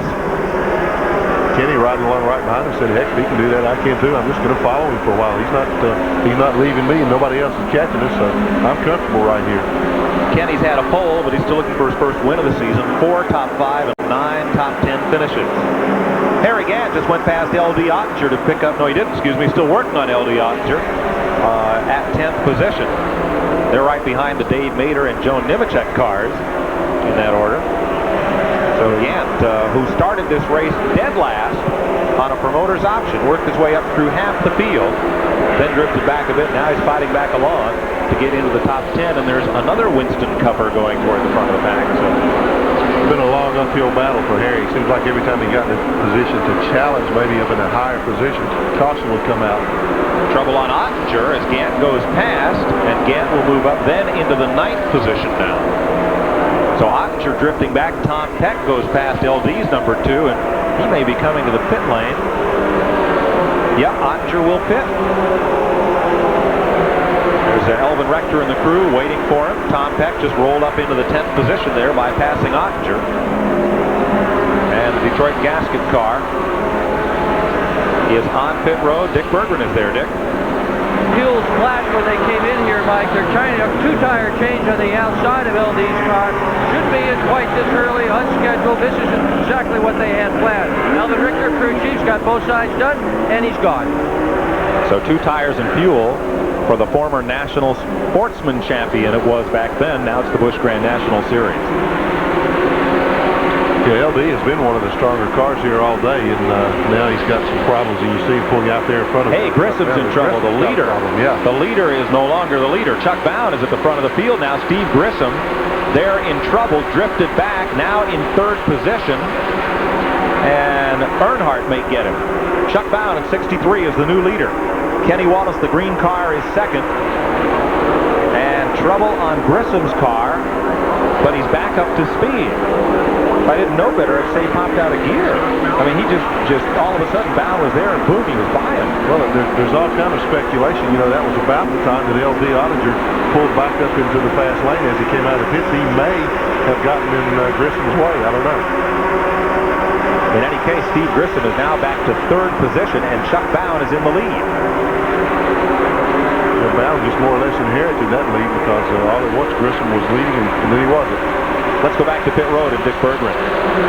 I'm with Steve Bird. He's crew chief for Steve Grissom. Steve, you guys are backpedaling. What's the problem? Well, he went by a lap car, and they're getting him up in the marbles there a little bit. He just come over the radio and said, don't worry about it. We just take it easy here. Try to get back up there.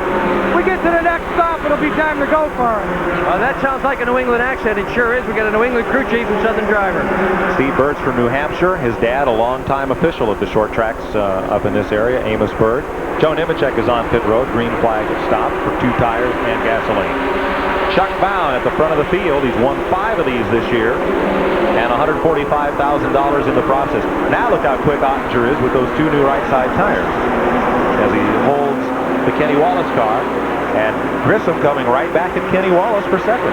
You know, that says a lot for the maturity of Grissom, for what Steve Bird said. He said to him on the radio, you know, he said, just take, you know, everything's okay, I'm all right, I just made a mistake. It's good to see Grissom, you know, taking that cool approach, because he could have got a little excited trying to make it all up at one time. He knows he's got a car that's capable of winning the race. He's just going to sit there, get the time that he lost back little by little. He's already moved back up on Kenny Wallace. Grissom from Gadsden, Alabama. And one car is spun to the infield, and that is Elton Sawyer car. Out of turn number 2, caution flag.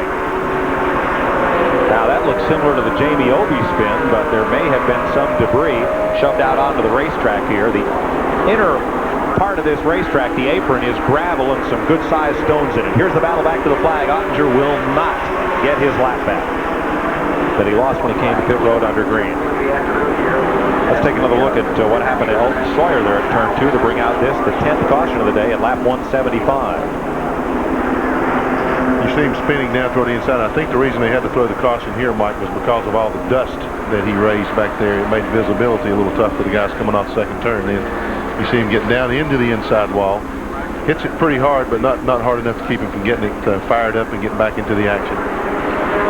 There'll be pit stops in this caution flag, the 10th one of the day, but we'll be back to New Hampshire International Speedway right after these messages. We're on to the 10th caution of the day at New Hampshire International Speedway. Mike Joy with Glenn Jarrett and Dick Berggren bringing you the coverage today on Sports Channel America. Dave Dion in the pits in his second round of stops. Joe Nemechek, tough break for Nemechek. He had just made a pit stop under green for right side tires, gone down a lap and the caution comes out, so that'll catch him 1 down. Jeff Spraker is in, the Latham, New York driver. Ed Barrier getting his service. Bobby Moon. You know, Mike, prior to that caution when Nemechek made that pit stop, I'm going to speculate that he probably had a tire going down. You know, he got bumped up into the marbles. I imagine he started backtracking through the pack then. I imagine he probably cut a tire down. But he finishes his service, now gets the left sides to go with the new rights. And will rejoin the field tail end. Behind the safety car, L.D. Ottinger, who will now be on the tail end of the lead lap. Ed Ferry resurfaces at the front of the field. He had a good long run under green flag racing in the 3rd spot. And he's now moved up into the lead under caution. The Saxonburg, Pennsylvania driver. Morgan Shepherd shown as 2nd, Steve Grissom 3rd, and Dale Earnhardt 4th. Chuck Bound did not have a particularly good pit stop, and he's dropped back to midfield. Yeah, I don't know if they did something extra to the car or what it was, but it was an extremely slow pit stop. That's usually a pretty accomplished pit crew. Get him in, get him out pretty quickly, but he's come out in the middle of the pack. That's going to play a little harder for him right now. He's got a lot of traffic, a lot of passes he's going to have to make. So Bound will have to come up through the field once again here today. 179 laps on the board. Kyle Petty making a stop. They push up the spoiler just a bit on his Pontiac, give him a little more downforce in the corner. That's an indication the car's getting a little bit loose. I was watching him a while ago. Dale Jarrett and Kyle were running close together on the racetrack, and I knew Kyle was having some problems because his car's still pretty straight sheet metal-wise, and Dale doesn't have a right side on his and was able to keep up with Kyle, so I felt like Kyle had some kind of problem. Okay, looking for position on Chuck Bound, and I note him 9th in the pack after a lengthy pit stop. So Bound looking to come back up through. Ed Ferry will get a taste of leading under the green flag in Busch Grand National competition. Morgan Shepherd in 2nd. Looks like the good-looking side of your brother's car there in 3rd. And we're getting set for a restart. Oh, there's the other side back there in third spot. Here comes Morgan, looking for the lead on Ed Ferry. Ed Ferry is going to find himself in fast company at turn number 1. Shepard, is he going to go for it? No, not this time. Go ahead, moved down to the bottom, blocked him off, so evidently he knows the tricks as well as anybody. Middle of turn 2, a car up toward the wall and just scraping it. That's 27, Elton Sawyer, who the caution just came out for. Now he's into the wall down in the first and second turn. And Jamie Obie was also up there. Well, they've shuffled Ferry out of the lead. It's Morgan Shepard, LD Ottinger. Now, if they toss that caution, LD wants that lap back. On the inside, Shepard's not going to give it to him. And the car moves away. No caution. Elton Sawyer gets away. Yeah, he was able to fire the car up and get it going. I think he sat there a while hoping for a caution, but he got the marbles, got up against the wall, but I don't think there was too much damage done other than the lost time. Mike Waltrip doing a bit of rubbing on Ferry, and Ed Ferry finds out what it's like to be caught on the outside in the slow lane. As he drifts back a few spots and limping around, you saw them speed past the Elton Sawyer car. Morgan Shepard becomes this race's 10th different leader. You see Elton Sawyer just gets high, gets up in the loose stuff. We call it marbles. The car just slides right out from under him. Watch it, it'll go all the way to the wall before it stops. Pow! That's not a fun way to stop a spin. That wall wasn't there, he'd be in Concord by now. And also there's Jamie Obie up there, also got up in the loose stuff. Morgan Shepard. And now we have the caution as into the wall is another car at turn number 2. Bobby Hamilton is in it in turn 1. It was a 2-car incident. Jack Sprague, I believe, is the other car that's now limping down the back straightaway. Yeah, Hamilton is taking a hard. You see the rear of the car there. You see one crunched in like that. He has gotten into the corner, into the marbles, turned around backwards. Elton Sawyer's car, you saw it go into a long slide. Hamilton's car, the back end just zipped right around. He went right up into the wall. Car started the race as a Cutlass, and now it's, what's that little thing they make, Sunfire? Or well, I was going to say it looks like a CRX. Yeah, not a Sierra, a CRX. That's it. Yeah, it's definitely not the shape that's conducive to good aerodynamics. He's got a lot of fun in there too. Look at that thing. He crushed up both of them. It's pretty well wadded up. That was a plane. They ground it. The car looks like it's 6 feet shorter than it ought to be when we higher vantage point. Now the red flag is out at the end of pit road this time, so Hamilton couldn't come in until the safety car gets everybody in tow. Ottinger may have gotten his lap back this time, along with Michael Waltrip. They've gone past the safety car and around to join the field. Hamilton has to catch up the field before he can pit, but it looks like it's going to take more than a lap to get the work done on his car. The other car involved up there was Jack Sprague, another of the promoter's options cars. Sprague in car number 34 was involved with Hamilton up there in turn number 1. So the marbles are, as you term it, what happens with a new racetrack when you work in one groove and the little particles of asphalt and rubber and everything get kicked up to the outside of that makes it very treacherous once you get up into the loose stuff. It's worse than treacherous. You've been there. More times than I care to remember. Mike, I'm looking at something right now. You see them going to work on Bobby Hamilton's car. They've got a lot of work to do to get that car in shape to get back on the racetrack. When you see the rear end wadded up like that, there's always danger of damage to the fuel cell. Let's go to Dick Berggren. Well, you're absolutely right. They really do have the rear end of this thing wadded up. However, most important, that fuel cell is intact. The tin can that surrounds it is well bent. The filler neck has been torn off this thing. They've just torn the trunk off, the back bumper off. They're going to have to do something about that filler neck. However, right now that thing is just open and exposed to the air. He cannot run with that fuel cell like that, that's for sure, but there he goes. Well, he's still got a fender there that is hooked to, so by the strictest loosest interpretation of the rule, you see a piece coming off of it there. Brake duct. Yeah, he can still run. There's Jack Sprague at 34. The other car involved in the incident has some damage on the left side. That Hamilton car looks like Hulk Hogan after he's been slammed to the mat 8 or 9 times, but still comes back to get the bad guy. And there's Sprague's car. Sprague looks like he came out the best out of that crash. He's got some damage to the right front, but other than that, he seems to be in pretty good shape. Cosmetic damage, they would call it. There's a little bit of elementary body work.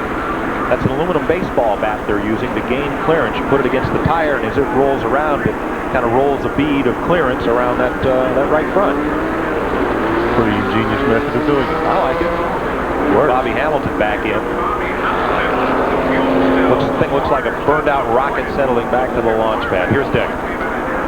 fuel spilling out of the back of Bobby Hamilton's car. They've got a cutting saw here. I sure hope they don't fire that thing up with fuel lying around here, but that's just what they're doing. I'm going to back up just a little bit. I'm not too happy about what's happening here. They're trying to hook it on. People are saying don't cut. Yeah, they're trying to shut this thing down, and I really hope they do, because right now it's a dangerous situation with the fuel cell open, with fuel spilled here a bit. There's still a little bit of it dripping down, and I'm going to tell you, this car is big time bent. If they're going to get this thing back on the racetrack, they've got a Herculean job to do it. It's really wrecked. Well, assuming he does get it back in, what happens to the aerodynamics with no downforce on the back of that car? The car's got to be extremely loose and very, very treacherous to drive. I can't imagine NASCAR letting him stay out there too long. That's about as bad as I've seen one torn up on the rear end, and they're still trying to get it back on the racetrack. It'd be like driving a bobtail tractor with no trailer in a rainstorm. That's exactly right. No fun. They're holding Mike Waltrip and L.D. Ottinger at start-finish for going past the pace car. They thought they'd gotten their lap back, and NASCAR said, I don't think so. So they're going to go back around one more time, and we're going to go back around and be back to New Hampshire International Speedway in the running of the Budweiser 300. 185 laps in the books. We'll be back. We are under the umpteenth caution of the day at New Hampshire International Speedway. No, it's only been 11. This one for Bobby Hamilton and Jack Sprague up in turn number 1. Dick Berggren is down in the Bobby Hamilton pit where the driver has climbed from the car, but work continues. Well, what's going to happen now? They're working on your car. You're on your way back to the garage. You quitting? You're going to try it some more. Well, ain't nothing going to happen. The car's burnt. You know, it's unfortunate. We sitting there. We had a game plan to run a certain pace all day, and it's paying off. We was on sync with all the lead cars and all, so just one of those things. The layover cars are not giving no respect at all today, and that's what happened. This layover car got into it. So, beautiful racetrack. I'm glad. We look forward to coming back again. They definitely need a Winston Cup race here. That's the kind of talk we like to hear. Bobby Hamilton ran a good race today, found himself in the fence, however. Now, by layover cars, he means what we call up here in Yankee country lapped cars. Right. They don't. The layover is probably a pretty good term, because they need to lay over down in the low part of the corner for these fellas to get by them.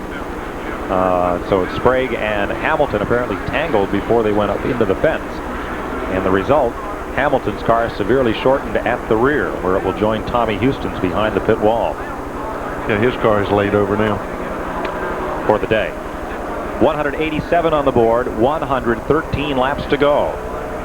Elton Sawyer back in the race after a lengthy stop under this caution flag. Otherwise, pit road is clear, as they still have a little bit of cleanup work to do out there before they restart this one.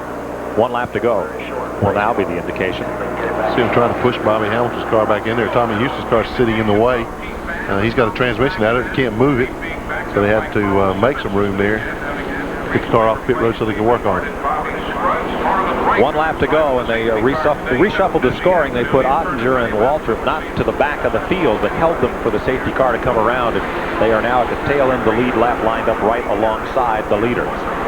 At the front of the pack now, Morgan Shepherd, Winston Cup veteran and late model sportsman veteran of many campaigns. Steve Grissom in second, Dale Jarrett in third, Chuck Bown in fourth, as the Winston Cup drivers are rising to the top of this 189-lap stew. Wait a minute. Who did you say was in third? I got the right Jarrett, didn't I? Dale Jarrett. That's amazing. Yeah. Look, you got a race car. Not this side, folks. No, we need to see the other side. Folks, this is the side of the wrapper. The candy bar is the other side, and it's been chewed on some. It's definitely crunched. There's Joe Nemechek, a lap down, fighting to get one of his back. Now you get to see the other side of number 32. It's a Jekyll and Hyde situation. Yeah. Yes, folks, that is the same race car. Okay. Back in the green. Morgan Shepherd takes it off into turn number 1. Oh, bang!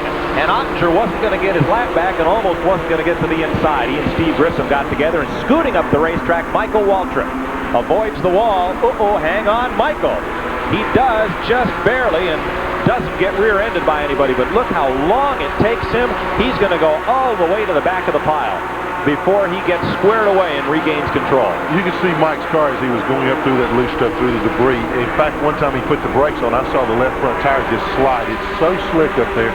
That's equivalent to running down a super speedway or super highway, turning dead left into a puddle of oil. The car just will not turn. Just goes back and forth. slides right up to the wall. He's fortunate he didn't catch a piece of the wall.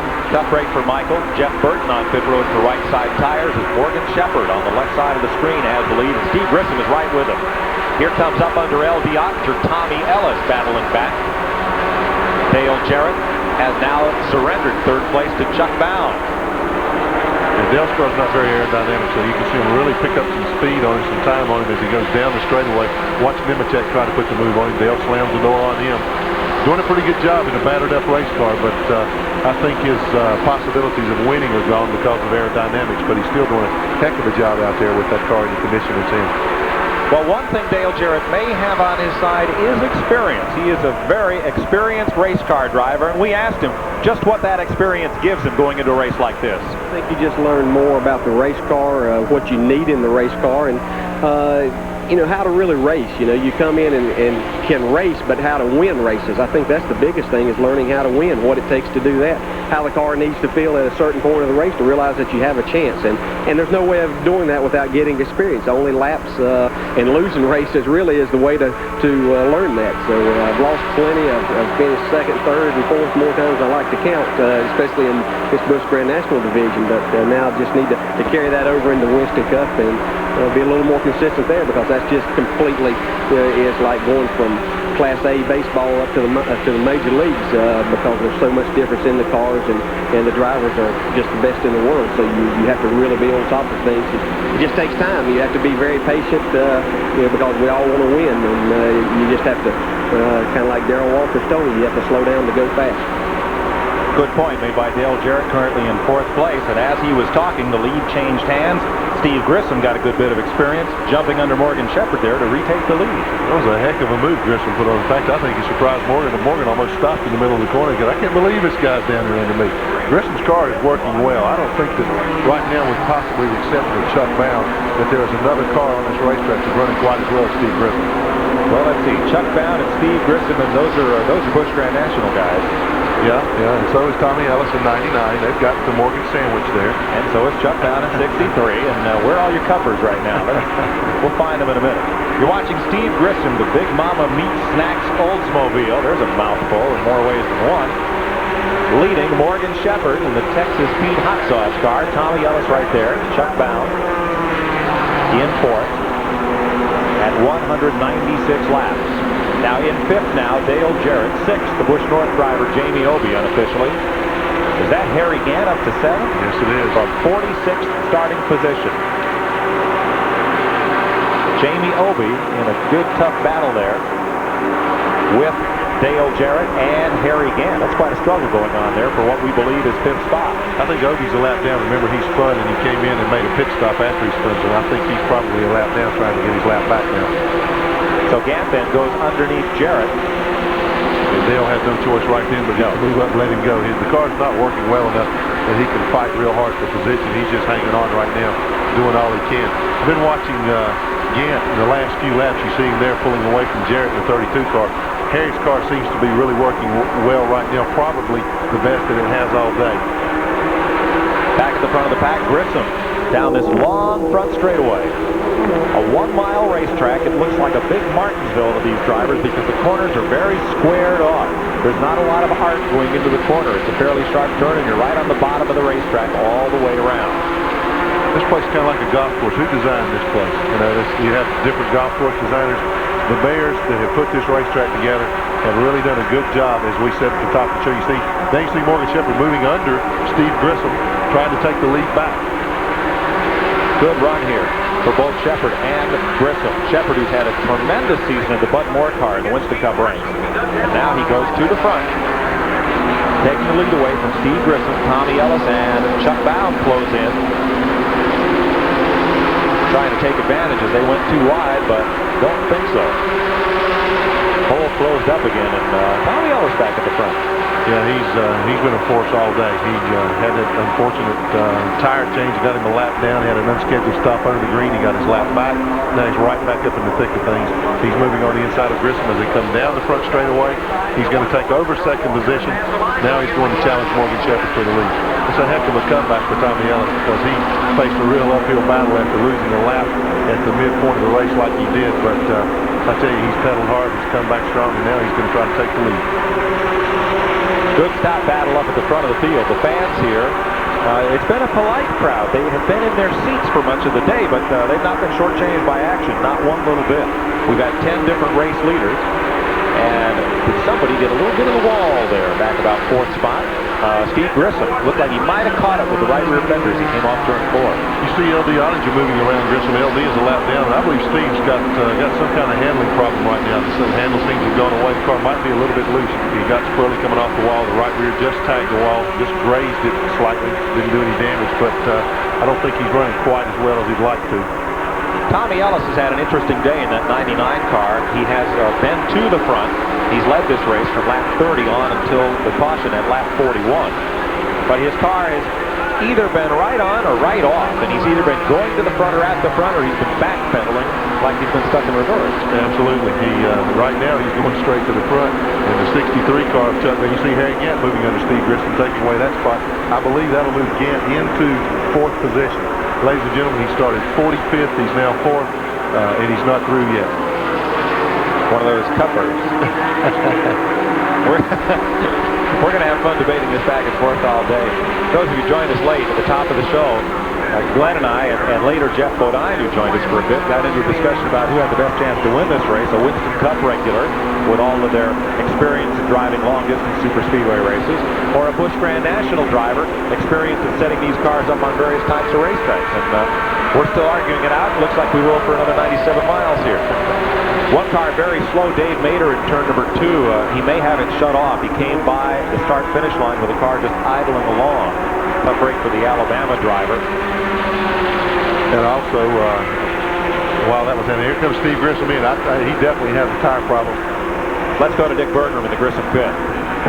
Grissom comes in very, very hot, and he apparently has a tire problem. That's no surprise. The left front has green paint on it. The left rear has red and white paint on it. The door has red paint on it. Everybody has been abusing this guy. They've been running all over him. They've just changed the right side tires, and Grissom goes. Flat right rear. That was the problem. Right rear's down.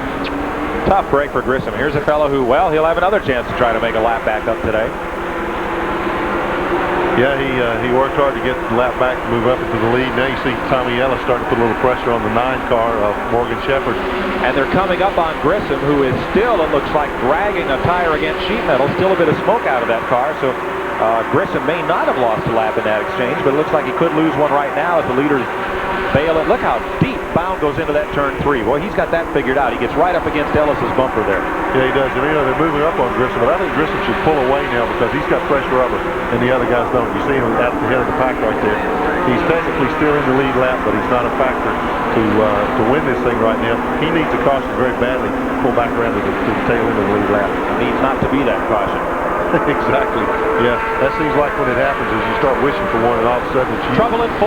One car has all but stalled coming off of the 4th corner. And that's Dave Dion. Yeah. Kelly Moore out of Maine almost ran right into him, and this will be a caution. And there's the caution that Grissom was looking for. He runs back to the start-finish line, and he does indeed stay in the lead lap. So things are falling in Steve Grissom's hands today. Hello, Dave Dion dinner when this one's over. Lap 206. Dave Dion, a near stall out of turn number 4. This has not been his best season, as you saw by the point total, but he has really been the scourge of the Northern Tour over many, many seasons. Very talented race driver, and another fellow. There are many in this country about whom has said if he only had the big sponsor and the big break, what he could do in a race car. There's a lot of talent there. Very likable fellow too. He does. He's fun to talk to, fun to listen to, and he definitely knows a lot about a race car. So we're under caution for the 12th time today at lap 207. Let's have another look at just what happened to Dave Dion. He spun, and Kelly Moore also spun. Yeah, we picked it up. We caught advantage of it. You can see him pulling the line right there, and it looks like Kelly is taking evasive action. And on pit road, leader Morgan Shepherd, along with Tommy Ellis and Chuck Bound. They're all in. Let's go down to Dick Berggren. This could be the last pit stop. They won't need any more for fuel. Bound is taking fuel only. He is opting for track position. Meanwhile, up pit road, Tommy Ellis is taking tires. There goes Bound. Gant is out already. Also up pit road, several other cars taking on tires, right side tires for Dale Jarrett. Ellis is gone. They're holding Gant up. They're holding everybody up now. Going to let the field pass by. Big traffic jam at the end of pit road. Kenny Wallace is there. Now they're finally letting everybody go out. They did have time for tires, but they would have lost track position, so they chose just fuel. And Bound a little slow getting up to speed there. Yes, he is, and you see Morgan Shepherd still in the pits. He's making a 4-tire change. That's why it's taking him so long. The other guys only took on 2 tires. Well, he's still working on the left side of that car. It's like he's in for lunch. Now they got another problem. Yeah, they're doing something over there. You know, they've got the car jacked up like there's possibly a clutch or transmission problem on that car. He's a long way down pit road, but Dick Bergen will have a story for us in a few minutes. So we're under caution, the 12th one of the day at lap 208. 92 laps to run in the inaugural Budweiser 300. We'll be right back.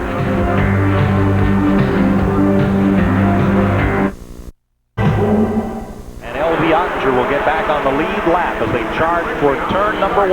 Ottinger overhauls Tom Peck. Single file off into the corner, but for Mike Waldron, he's caught on that high side again in car number 30. Keeps it down low enough where he can get some traction. Mike's a little stubborn about that. He doesn't believe he can keep getting pushed up in those marbles like that. Well, he did all right that time. Tommy Houston in trouble. Houston back out on the fact they evidently got his problem solved there momentarily, so he's out making some points. 100 laps to go, and he can still pick up a lot of spots. What with the melees we've had and the 12 caution flags thus far.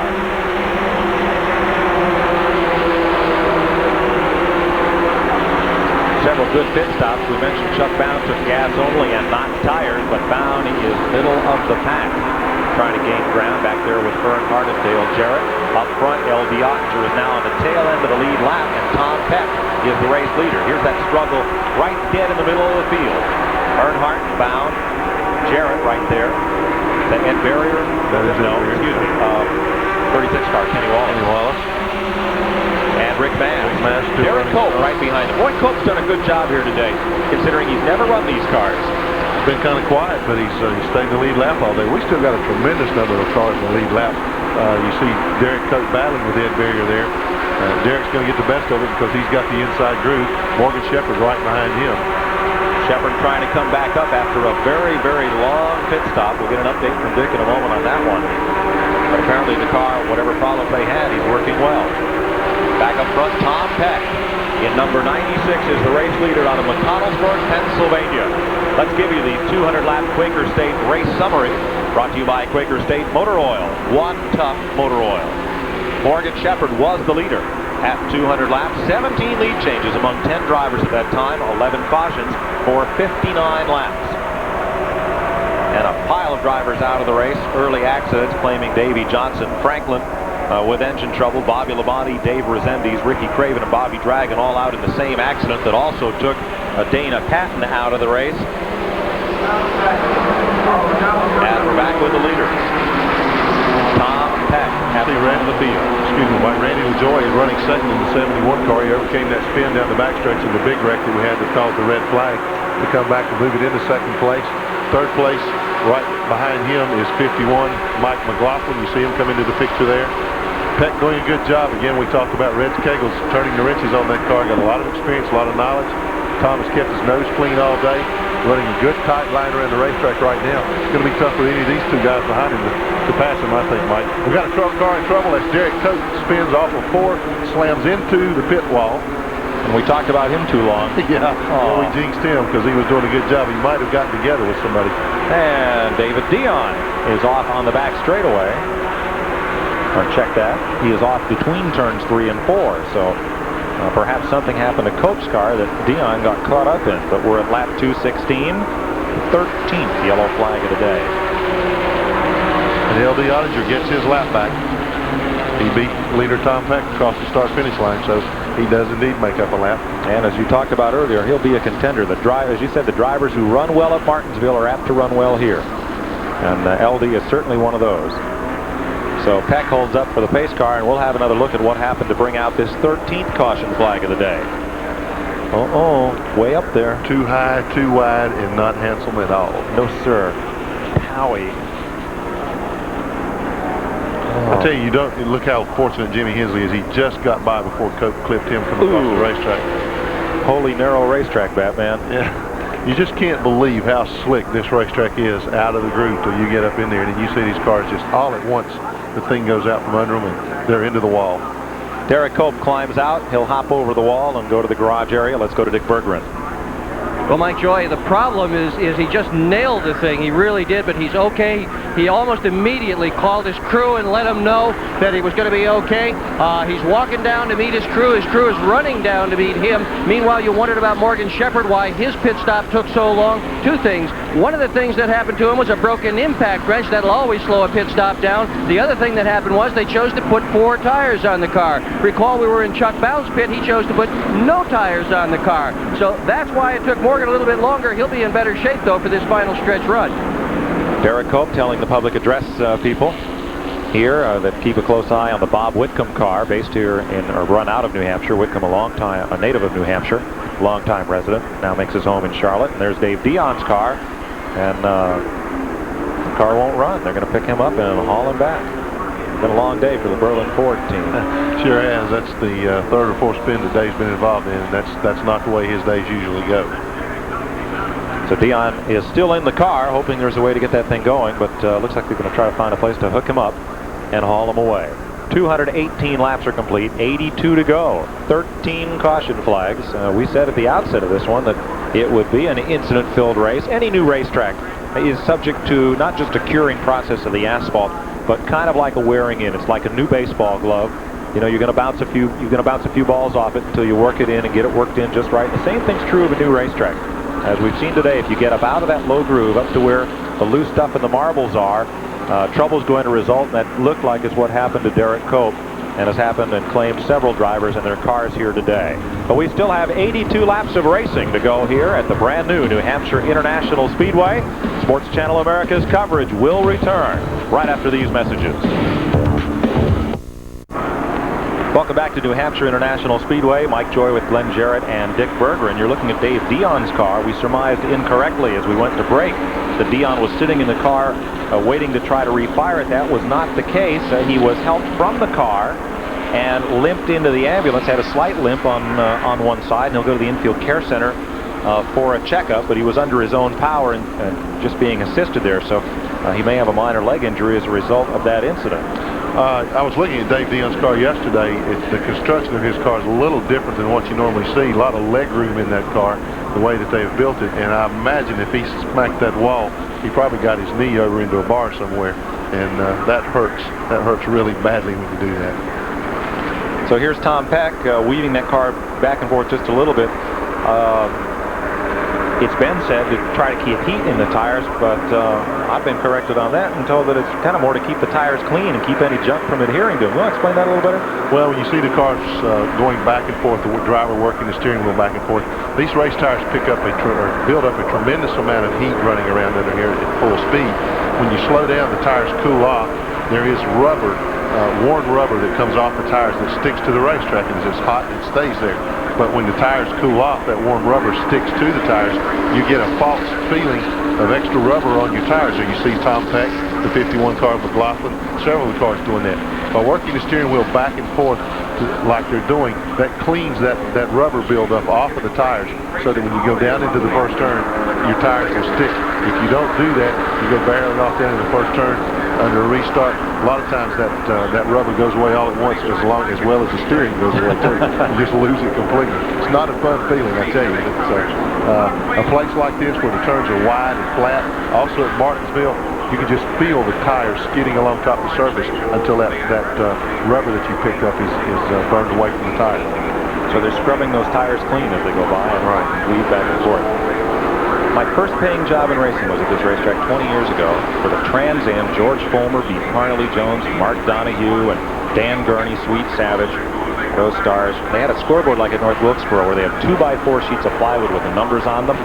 And I ran a scoreboard, which, you know, you carry the number on, and Fulmer, he passed Parnelly, and you have to go change them all. And I think I got $25, and, you know, I came up through sports car racing where you pay to play, you don't get paid. And so I thought I was off and running. I think it's about what we're going to make today. Yeah. But it was a heck of a job. I started to say you need to talk to the producer today. See if you can't get a raise. Oh, well.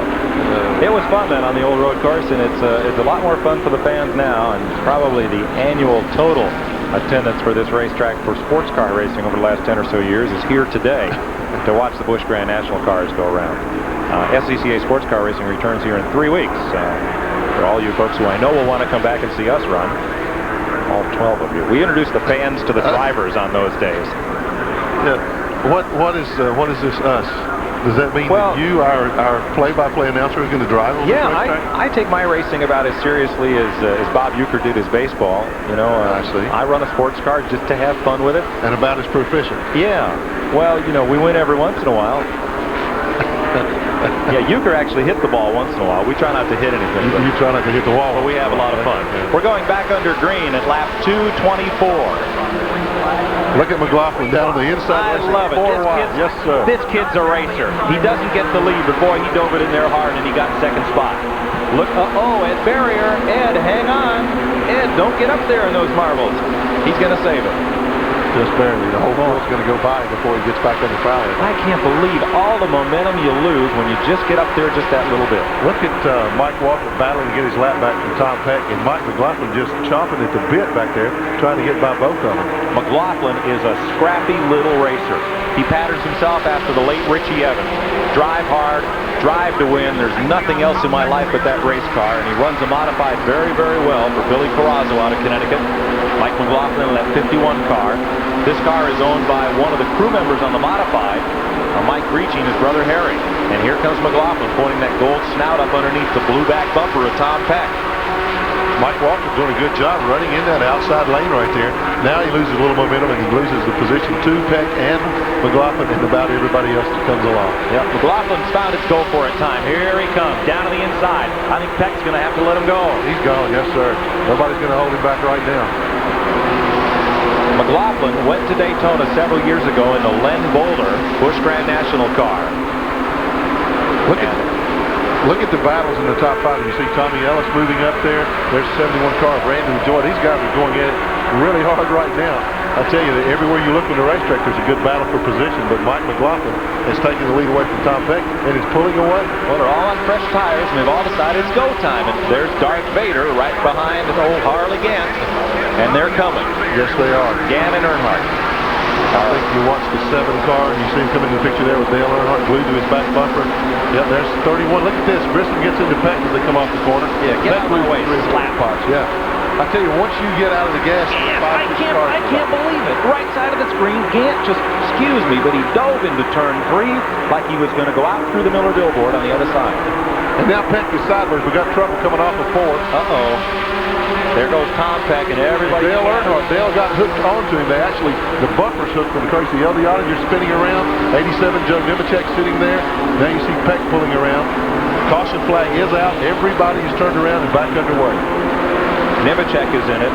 Earnhardt had a piece of it. It started when Tom Peck spun. Peck had been muscled to the outside groove.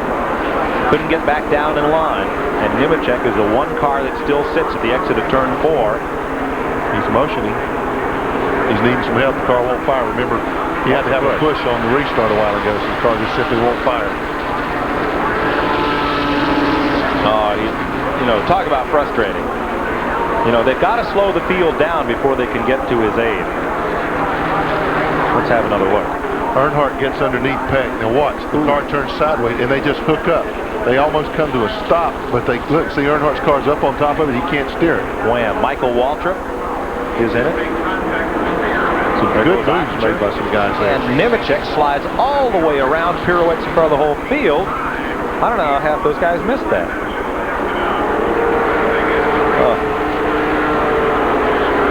I want to see that again, because I want to see if Peck lost it and where Earnhardt was at the time.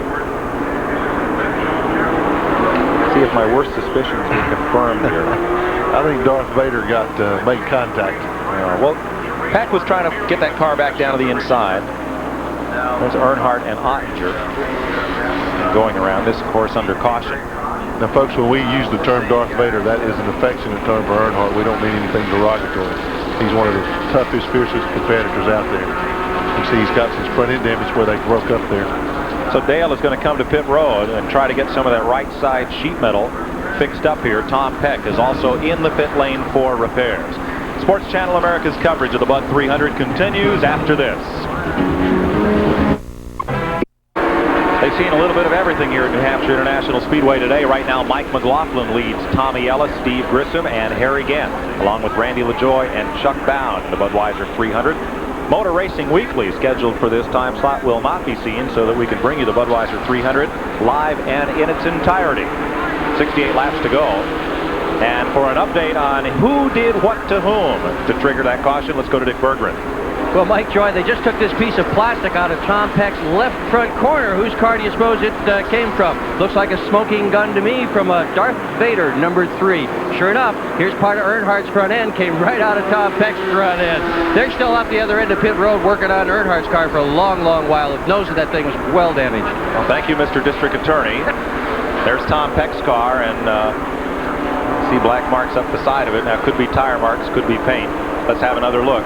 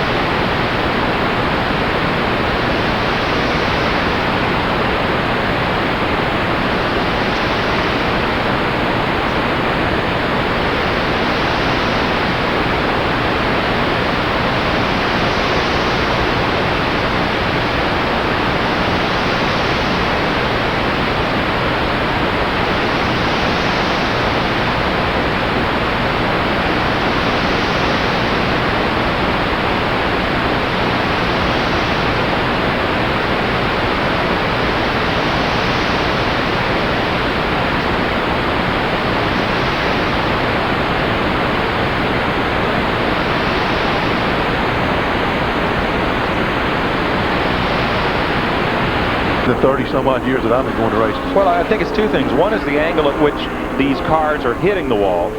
Presley's car hit the wall at about a 45-degree angle, and the car thrown up in the air. And yet on the other side, the Bobby Labonte car, which flipped, hit at about a 30-degree angle into Craven's car, and the right front tire of Labonte's car just climbed right up the fender of Craven's and sent him up in the air. And then when he hit the wall, that corrected the angle of the car and sent it going side over side. But we've had a lot of cars off the track today. Here it comes again. Look at this. Boy, there seemed to be the car in the middle there seemed to have stalled. That's LD's car, and it looked like the other two took evasive action. Again, a car moving very slowly, everybody else running full speed. You hit those cars, you just climb right up over them. They're not going to stop. That's the most damage that I have seen on in a four-car crash in many, many years. I'll tell you, they're very fortunate somebody didn't get hurt badly there. It is the 17th caution flag of the day at lap 251, and you can see it'll be a bit of a lengthy cleanup here along the front straightaway. We'll be back to the New Hampshire International Speedway and the Budweiser 300 right after this. You're looking at Robert Presley's car, along with Randy LaJoie's, the most seriously damaged in this incident. LaJoie's is going to be on the wrecker right behind him.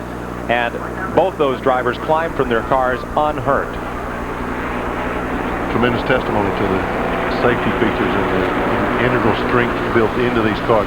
Both those cars hit the wall, I mean a ton. Both of them were airborne when they hit the wall. They bounced off, got tagged by a couple other cars.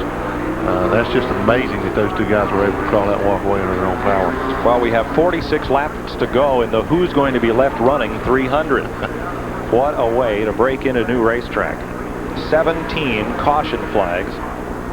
Ron Lamell was the last car into that 5-car melee, and he was able to continue. So was L.D. Ottinger, minus his hood now.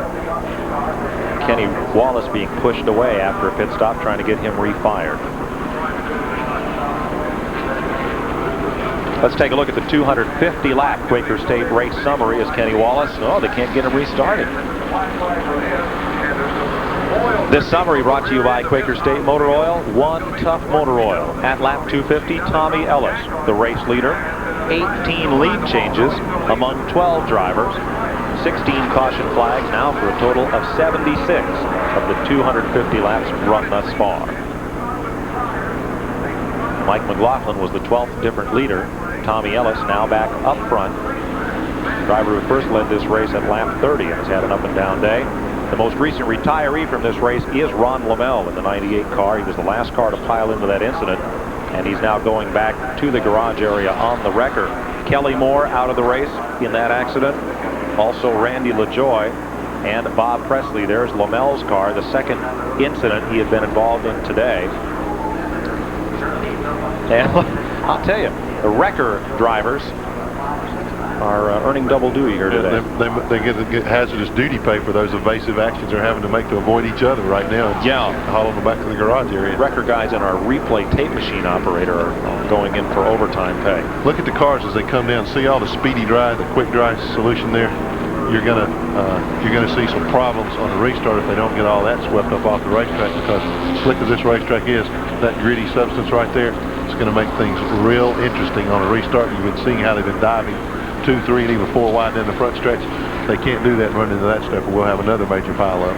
I'm looking for an undamaged race car, and Joe Nemechek is pretty close, but the only one I've seen is Rick Mast, who has been up among the front runners all day. There are a couple other fellows that have been around, but without damage. But Rick Mast is the only car that I can find without a mark on it. I'm not sure does Ellis have a mark on his car yet? Hard to tell. This is Randy LaJoie's car, and Kenny Wallace's car apparently would not go into gear because they got him behind the wall. Kenny Bouchard's car right behind is also behind the wall, the ADAP Auto Parts Riverside Park car.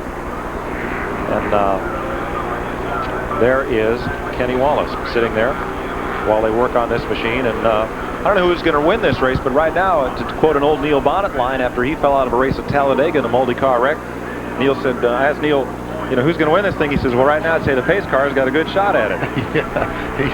Today the pace car has led the most laps. I wonder if he's going to get paid the bonus money.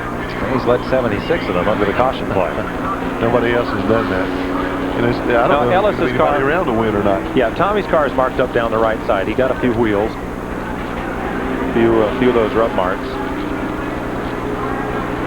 Yeah, Rick Mass, Jack Ingram, I was going to say, his car is unmarked, but he's got the rear bumper pulled back. Well, folks, we have a brand new Busch Grand National record set here today. 18 caution flags is a record for a Busch Grand National race. And you weren't even in it. Yeah. Oh, which one are we on now? Wait a minute. It was set. No, wait a minute. Yeah, 18 is the record. I'm sorry. You were in this one. Set in 1084 at Martinsville. I was there. I know I was there. Yep. Because I was in every caution flag in the Busch Grand National race in Martinsville that they ever had. I'm surprised they didn't bring you out of the retirement to test the wall here, but it's gotten plenty of work out today. Well, they've had a lot of testing done so far. The wall has won in every instance. Yep. Hard to combat concrete. Steve Grissom is in the pits, and they have the left side up on his car, looking at the left rear end of the Big Mama Meat Snacks Olds. And here's Dick Bergman. Well, I'll tell you what, this infield garage area, Mike Joy, is looking like an absolute junkyard. I just cannot believe the carnage here as the wreckers are backing all these vehicles in. However, the good part of the story is, so far, nobody has been hurt. However, importantly, this racetrack has done everything right, including its medical facilities. If anybody were to have gotten hurt here today, they've got one of the best infield hospital situations anywhere. 3 beds, physician on duty, helicopter, just the kind of thing that racers would like to see. Good thing they haven't needed it. Boy, I'm going to tell you what, there's an awful lot of wrecked equipment, but the drivers are all still fine. Yeah, the one thing they don't have here, Dick, is a good bump and fender man. Of course, you'd need more than 1 or 2. Well, LD, where's the rest of your race car? That thing looked almost like a Camaro, the way he had restructured, reshaped that thing. LD Ottinger, outside pole sitter for this race, former national champ. Still running. And I'm not mistaken, still on the lead lap, maybe. He could be. I don't think he lost a lap there. Hey, Grissom's car has an interesting associate sponsor. It's Abu Garcia. They make fishing reels and rods, and I noticed about 40 of their T-shirts all in one spot in the grandstand where they brought some folks. Today would have been a great day for that team to go fishing and just say, you know what, we don't want to tear the car up here today. Well, at least he hasn't wound up on the hook. Okay, that's a pretty good line. I would steal that one of these days.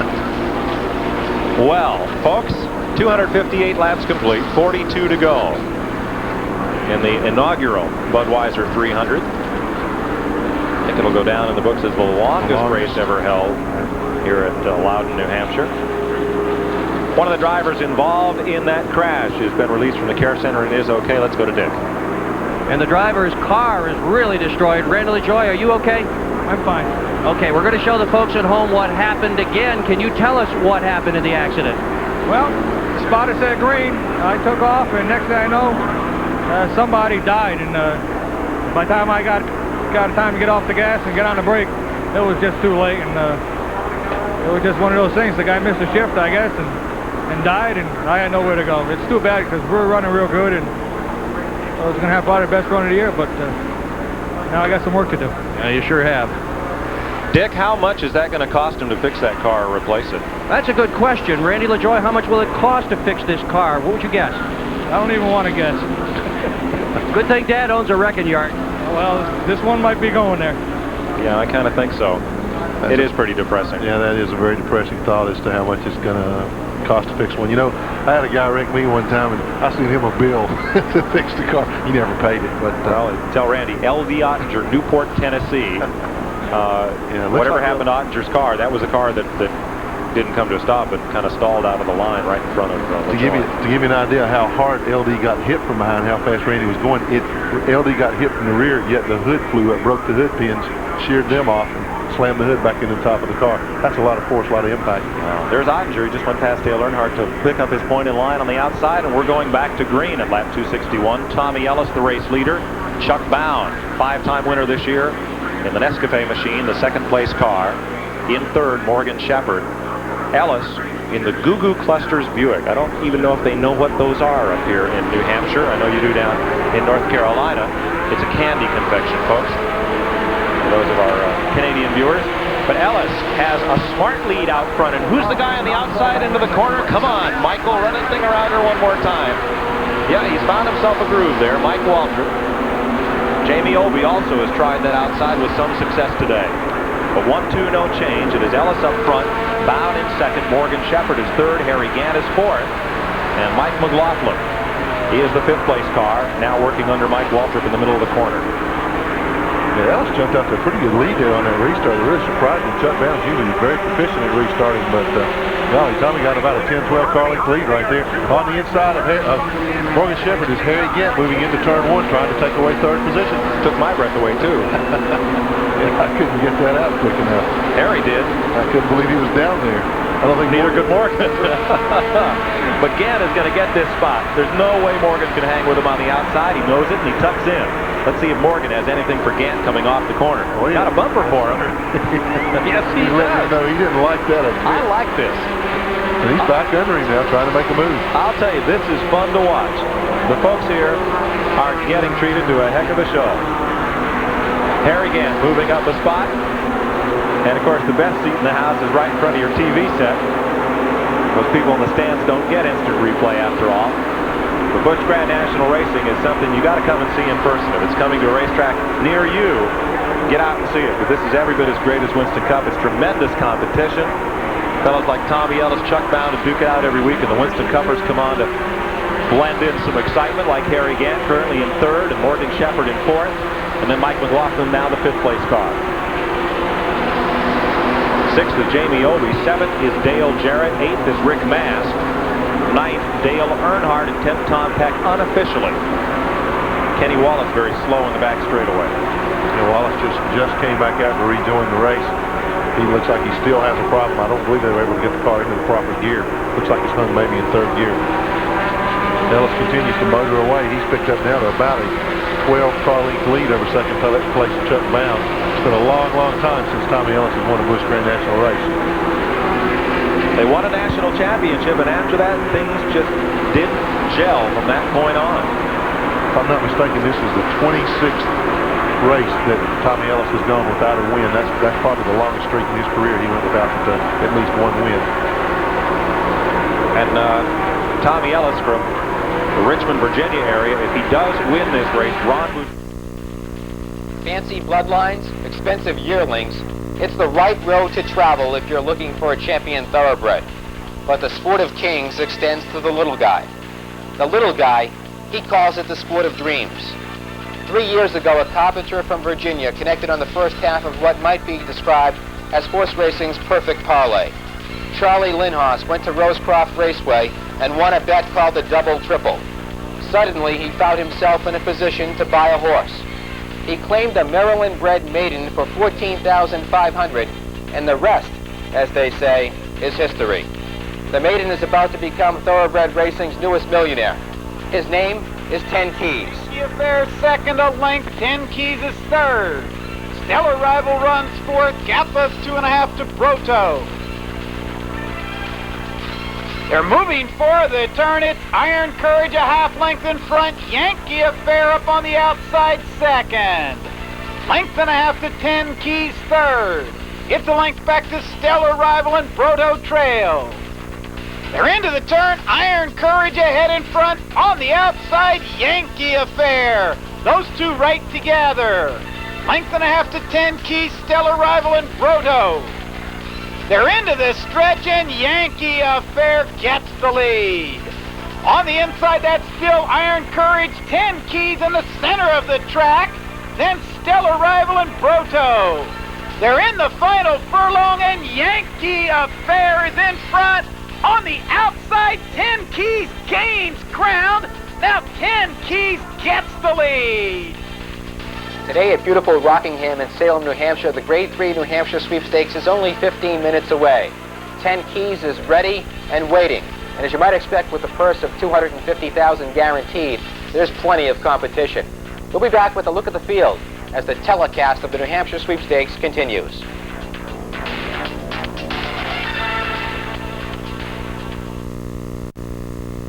Hello again, everybody. I'm Bill Nader, and along with Jerry Cheevers, we are pleased to bring you the 11th running of the New Hampshire Sweepstakes. And because of contractual obligations with Sports Channel, in a portion of the screen, you are going to see the Budweiser 300 from Loudon, New Hampshire. And not to worry, because when we get close to post time and we actually run the race, you'll see the entire race 100% of the screen. The stakes and course record, Jerry, closing bid, 147.4 on July 16th of last year. Well, Mike Freeman was a trainer at closing bid, and he has a chance to become the first trainer to win 2 Rockingham sweepstakes, as he has the second favorite in this race, Hodges Bay. Today, the turf course is firm, the weather 85 and sunny, somewhat humid. Post time, as you see, 5:16. This race is being simulcast to 8 outlets. We have Laurel and Pimlico in Maryland. In Pennsylvania, we have Philadelphia Park, Pocono Downs, the Ladbroke at the Meadows, and also Penn National. In Ohio, Thistledown, and in Minnesota, we have Canterbury Downs, and we welcome our simulcast outlets to the telecast. There are a few program changes, no scratches or jockey changes. The race at about 1 1/8 miles, and 3 overweights to report. Number 6, Dixie Dancer, will carry 1 pound of overweight. Number 7, Cafe Creme, will carry 3 pounds of overweight. And number 8, Cali High, will carry 1 pound over. And I would think, Jerry, that we might see a new course record today. We just mentioned closing bid, but this course is really fast right now. This is the firmest this course has been, Bill, since it's been set down a few years ago. In fact, the last 4 or 5 winners on this course have wired the field, have gone from the starting gate to the finish in front. In fact, we had a race earlier today, and a long shot, as a matter of fact, paid $45, led the field the whole way, and that's the 4th time in the row. This track was usually, before it settled, favored closers, but lately it's favored speed. And we have 5 local horses in the race and 7 coming in from out of town. And of the 7 out of towners, we welcome back a couple of familiar faces, trainers Vinnie Blanks and Dan Hasbany. Well, first of all, Bill, Dan Hasbany has won the training title here 8 times at Rockingham Park. He has moved now to New Jersey. Vinnie Blynn's an old pro here from New England. He's stabled in Maryland, and he brings in Dixie Dancer. And this horse is 10 or 11 to 1 and has a chance. Well, the New Hampshire Sweepstakes handicap, it's now $250,000 guaranteed. Last year it was $100,000. It has really been stepped up in purse money. It's a Grade 3 event at about 1 1/8 miles on the turf. It's run for 3-year-olds and upward.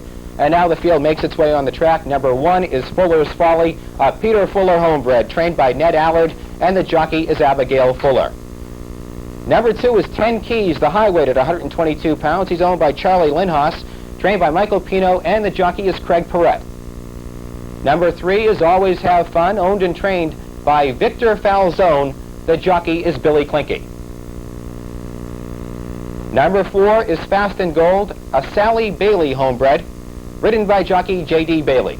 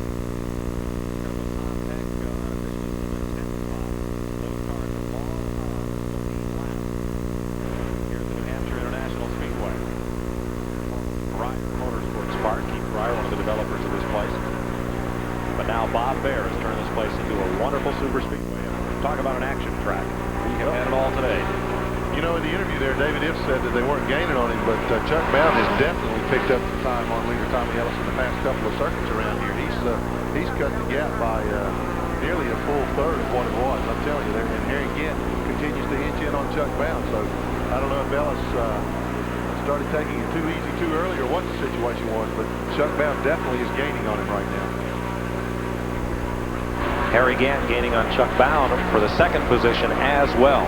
Also on the lead lap, let's put Ed Faree in the 11th position and Billy Clark in 12th. And again, these are all unofficial postings, but all those cars are currently shown in the lead lap. And Jeff Burton is back up on the lead lap as well. We'll give him 13th slot for the moment. Kenny Wallace, I believe, has fallen 1 back. 20 to go. Harry Gant reeling in Chuck Bound. That'll be the race for 2nd, and it all happens well back of race leader Tommy Ellis. Geez, you know, all the excitement and all the action and side-by-side running we've had here, and I would hate for the last 20 laps to be a snooze. I don't think that's going to happen. Chuck Bound has cut the deficit down to 1.25 seconds. He is a smart heads-up race driver. conserves the car, knows when to go fast. About halfway through this race, he found he could run that dive bomb move in turn number 3, got to the front, and since then he seemed to have conserved his race car, like he was waiting, which I know is tough to do, waiting for a time like this and a chance to run it hard. He has certainly used his ability to hold on to the car, let the racetrack come to him.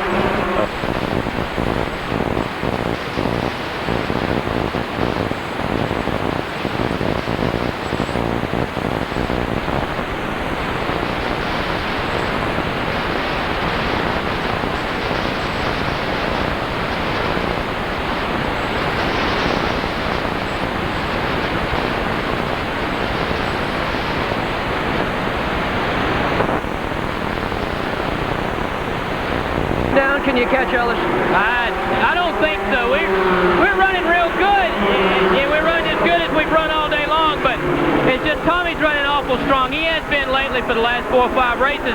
He just hasn't had that good of luck, and, you know, we're just trying to hang on here, and so be it, we'll win. If not, we'll run second or third. Harry's running awful good, too, so we're just trying to hang in here right now. We've had a lot of cautions. Do you want a caution? No. What would you do if you got one? Die, probably. No, we need green flag runs. Trouble in turn 2. One car is in the wall. You got your caution. Jamie Obey has spun it up into the wall. Obey, running 1 lap down, is in the fence, jerks it around, and he gets away. No We're going to stay green. Yeah, no caution whatsoever. He got it out of the way. There were no cars coming along. It just happened. He just spun at a point. Nobody came by. Hey, I give him credit. He could have just hung up there, waited for the yellow, not lost a lap, but you know, he wants to see this thing finish and everybody have a chance to race for it. Well, also he wanted to save his neck, having seen what all goes on off of turn 2. He didn't want to sit there very long. Well, he's the defending and 2-time Busch Grand National North champion. He whipped it around and kept on going. Was it just lazy spin? He was up there in the high stuff, and that's what's claimed a lot of cars today. And he crumples it just a little bit, finds a hole in traffic, shot it back down the racetrack and got away. So 15 laps to go. We stay green. Jeff Hensley's heart can keep pumping. He was a good little race driver in his own right, but I stepped into this crew chief's role, and it seems to fit him well. It looked like he had a promising career going, couldn't get the sponsorship and the break, and he said, well, okay, I'll run my race team. And they have done a great job with Chuck Bound behind the wheel. They've always had good equipment. Jeff was a good race car driver, but he realized early on that they needed a name to attract that sponsorship, and he has adapted to that role as crew chief about as well as anybody I've ever seen. He absolutely loves it. He loves making those calls. Harry Gant has now drifted 2 car lengths back behind Chuck in the battle for second spot that you see on the right side of your screen. Tommy Ellis, last time by, was 1.3 seconds ahead of Chuck Bound. Check him this time as they complete lap 287, 13 to go. Ellis getting a bit of a tow, 1.4, hardly any change. Yeah, it is stabilized. He Bound to cut it down to about 1 1/4 seconds, but since then Ellis seemed to have gotten the word from the pits, hey, he's gained and turned up the wick a little bit. He did so, and now they're just they're stabilized. They're working traffic after Ellis gets past the 1 car in front of him. I don't think he'll have to lap another car until the race is over. We're giving you the top dozen or so. Cars 1 lap down include, and these are not exactly in order, but so you know where your favorite's running. Steve Grissom's a lap down. So is Michael Waltrip. So is Jamie Obey at the time of his spin. Jack Ingram, L.D. Ottinger, and pole sitter Jimmy Hensley. 2 laps down, Joe Nemechek, after being involved in 2 spins, and Jack Sprague, who was involved in 1. Kyle Petty, still out there and contending, though he's about 9 laps down after various maladies today. And Tommy Ellis trying to take home the money and become the first winner of an oval track race here at New Hampshire International Speedway. There's the second place battle. Harry Gant has closed it right up on Chuck Bound, and if these two get battling, that will just about hand things over to Tommy Ellis. And I think they realize that, Mike. I think that's one reason Harry stayed tucked in behind Chuck until maybe the last couple of laps. He's not going to make the move on him right now because there's no way that they can catch Tommy Ellis if they start racing between themselves. 10 laps to go. Next time past the start-finish stripe for the Goo Goo Clusters machine of Tommy Ellis, the Buick. The John Jackson car. There's Bobby Scruggs on the flag stand. There's 2 outstretched palms. 10 fingers, 10 laps. Second place battle is still a hot one.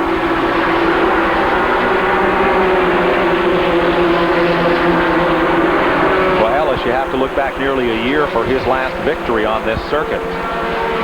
It came in my hometown of Hickory, North Carolina. And now you see Harry Gant moving to the inside of Chuck Bound, takes away that second position. Made a quick move as they entered turn 3 there, just drove right by him. That's the move that Chuck taught him at about lap 140. Chuck taught everybody. He was doing it extremely well at that time. The car's still running very well. But how about Harry Gant? For a fellow who started 45th today after an abysmal time trial, he has marched that car all the way up to the front and has now got it in second place. Harry Gant probably epitomizes the true short track racer better than anybody in the United States right now. He never, ever gives up. I've seen him crawl out of a car after a race with his hands raw and bleeding from fighting an ill-handling car, and he won the race. You know, that's true grit. You don't see that too often in a guy anymore. This race has had 12 different leaders, and of the fears that the Winston Cuppers would come in and take home all the money, only 2 of them have led today, Michael Waltrip and Morgan Shepherd.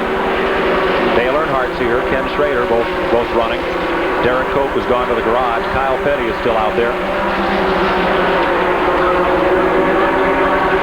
See Ellis making his way off, 4th turn. Be coming by this time. There's only 7, 8 laps to go. He's still got things going his way, and he is continuing to put distance between himself and second place car number 7, Harry Gant. Good battle for 5th place, Mike McLaughlin in 51, and he led a good bit of this race, as did the man chasing him, Rick Mast, and they were just about side by side a lap ago. Mast hauls it off in there into the corner, gets right up to the back bumper, but McLaughlin working well in the middle of the corner, leads him off the turn by a car length. They're going to battle that one right down to the checkered flag, and that's for 5th spot. Good money there. Rick Mast in the Raven Boats Buick. Mike McLaughlin in that Coors Extra Gold, number 51, the Pontiac. Mast has run a good race today. He led early on. He's not come back up to speed after making a couple of tire changes. They may have mismatched the tires a little bit, affected the handling, but he's still running extremely strong all day long. That's an Oldsmobile, correct? Correct me. McLaughlin's car. Coming up on 5 to go next time. 5th and 6th place, and now you see Mike has opened up a good bit of distance, but they were battling pretty hard there for a few laps. 5 more laps and it'll be history. The inaugural Budweiser 300. Battle for 5th has pretty much evaporated right now. It's Tommy Ellis out in front of Harry Gant, Chuck Bound in 3rd, Morgan Shepherd in 4th, and then that battle we showed you a moment ago. There's Tommy Ellis, the leader, stretching it out. Harry Gant trying to close it in. See how Harry's coming along here. There's Ellis across the stripe, and Gant is still 1.4 seconds back with 4 laps to go. It's gotten up to about 1.8 seconds, Mike, but I think Tommy's just picking his way through there right now. He's not taking any unnecessary chances whatsoever. He's looking at possibly the biggest payday in his career. Ellis lapping past Jeff Spraker and Dana Patton. Coming around, 3 to go this time. Ellis is 3rd on the all-time Busch Grand National Money 1 list, so this is going to go a long way toward vaulting him up towards second place. With Tommy Houston running second in that category right now. And Harry Gant has fought his way all the way to the front today. Going to come up about a second and 3/10 short. The 2 furled flags this time will be out for Tommy Ellis. Rounding off the corner. Lap car is being given that move over flag. And Ellis coming down. As this one winds right up 1.3 seconds. Gant is closing. Yeah, but he's not closing quick enough. There's just not enough time unless something happens to Ellis's car.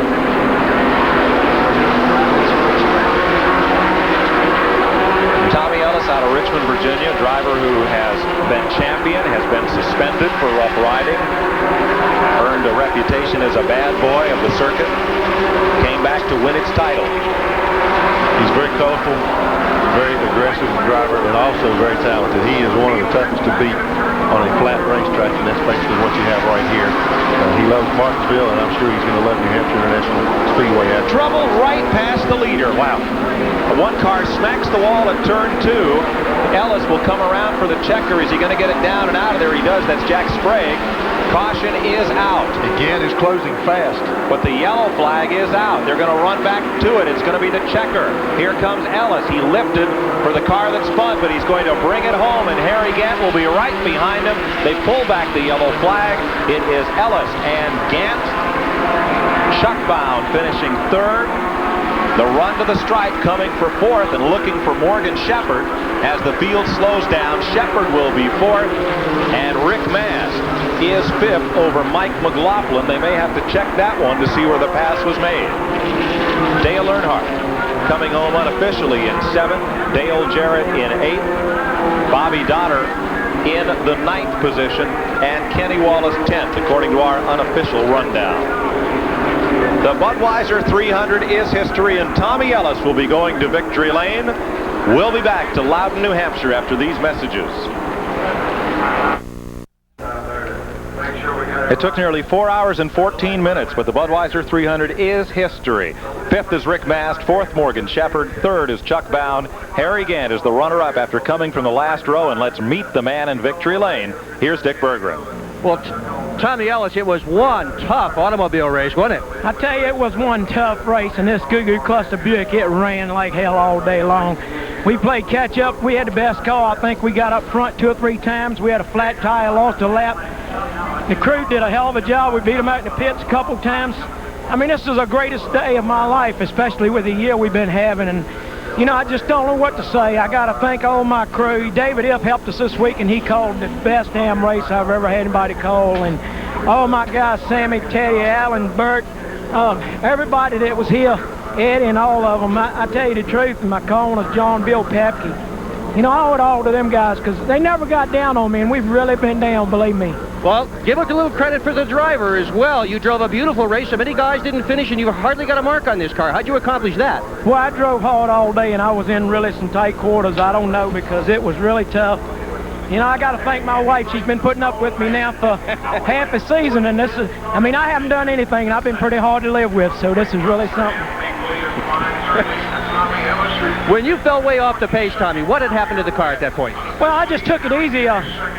David told me when I had a lead on Chuck, take it easy on the tires and save them for the end. And then he told me Chuck was coming. I picked the pace back up. Chuck and I were running the same thing, and that 34 car almost done me in over there for the second time today. I just squeaked by, but that allowed Chuck to really, hurry to really gain a lot of momentum, because I had to get out of the throttle, see what this boy was going to do. And it almost cost me the race, but he was in my way a couple of times today. But thank you, good Lord, for letting us have a good day, because we've had our share of bad ones, believe me. And the last lap could have been a bad one. You were real close to that thing. Yeah, it really could. You know, I wish my sponsor, all the guys from Standard Candy Company, especially Dave Pitt, could have been here, because this is the greatest victory of my life. And I'm very proud for Standard Candy Company and Goo Goo Clusters. This is really a feather in their cap. Now, you've also run Winston Cup races. How does this racetrack look to you as a Winston Cup track? This is a great racetrack, and I said that before I won, and I'll say it again. I can't wait to come back. It's a hell of a racetrack, and I think we gave the fans a dollar's worth today. Yeah, he sure did. He's an unemotional man in general, but today you saw it. Very emotional. Tommy Ellis in victory lane calls it the greatest win of his life. It's been a long, long career. Today is the biggest. Got a kiss there from his wife, Brenda, and some of these 35,000 some fans are beginning to file toward their cars and eventually toward the exits. Let's have a look at the top 10. Tommy Ellis winning for John Jackson and Bill Papke. They may have to start selling that candy up here in New Hampshire. Second to Harry Gant from the last row to second place. What a drive for Gant today. Chuck Bound led a good part of this race. Came on back, and though he was denied that second spot, finished up a strong third and holds on to a strong point lead in the Busch Grand National Series. Morgan Shepherd coming in with a strong performance. He led this race also and finishes fourth. So did Rick Mast, and on the last lap, he got the fifth position away from Mike McLaughlin, the Modified Series former champion and standout. McLaughlin gives the Grieche brothers a good 6th place run. Dale Earnhardt never led this race, but he was a contender all day long and figured in a couple of the incidents that were some of those 18 caution flags. He was 7th. Dale Jarrett had the whole right side of his car ripped off, but kept on with the program and finished 8th. Bobby Donner stayed out of trouble in everybody's way all day, had a good 9th place finish, and Kenny Wallace wound up rounding out the top 10. I believe we had 12 cars on the lead lap at the finish. We may get a chance to run you a bit further back before we leave the air today. But Glenn Jarrett, your impressions of this facility, 1 mile super speedway, big short track, small super speedway, whatever, it sure lived up to a billing as an action track. Well, it's a great combination of both of super speedway and short track, Mike. And I think, you know, they built this track with, as I said at the top of the show, with the fans and the drivers in mind. Every driver that I talked to loves the racetrack. They knew that they would get better and better on it as the grooves got wider and they had more time on the racetrack. It's great for the fans. This is one of the most exciting races that we've seen all year long. It's unfortunate we had all the caution flags that we did, but still, it was a terrific show, and everybody's going to be looking forward to coming back. Check your local paper tomorrow, but unofficially, Tom Peck also finished on the lead lap. So did Ed Ferree, Billy Clark, Jeff Burton. 1 lap down, we're showing the cars of Steve Grissom. Mike Waltrip was a lap down. Jamie O before his spin. Jack Ingram, L.D. Ottinger, and Jimmy Hensley. Well, these folks sure got their money's worth. They got sunbaked, got a little bit damp. One little brief rain shower extended a caution period. But boy, they saw some great action today and some great racing. We'll look forward to coming back to New Hampshire a little later on in the season and bring you some more great racing from this track on Sports Channel America. This has been fun. Definitely fun. This has been one of the most exciting shows that I've seen in a long, long time. I still can't get over the crash that Labonte had when he got upside down.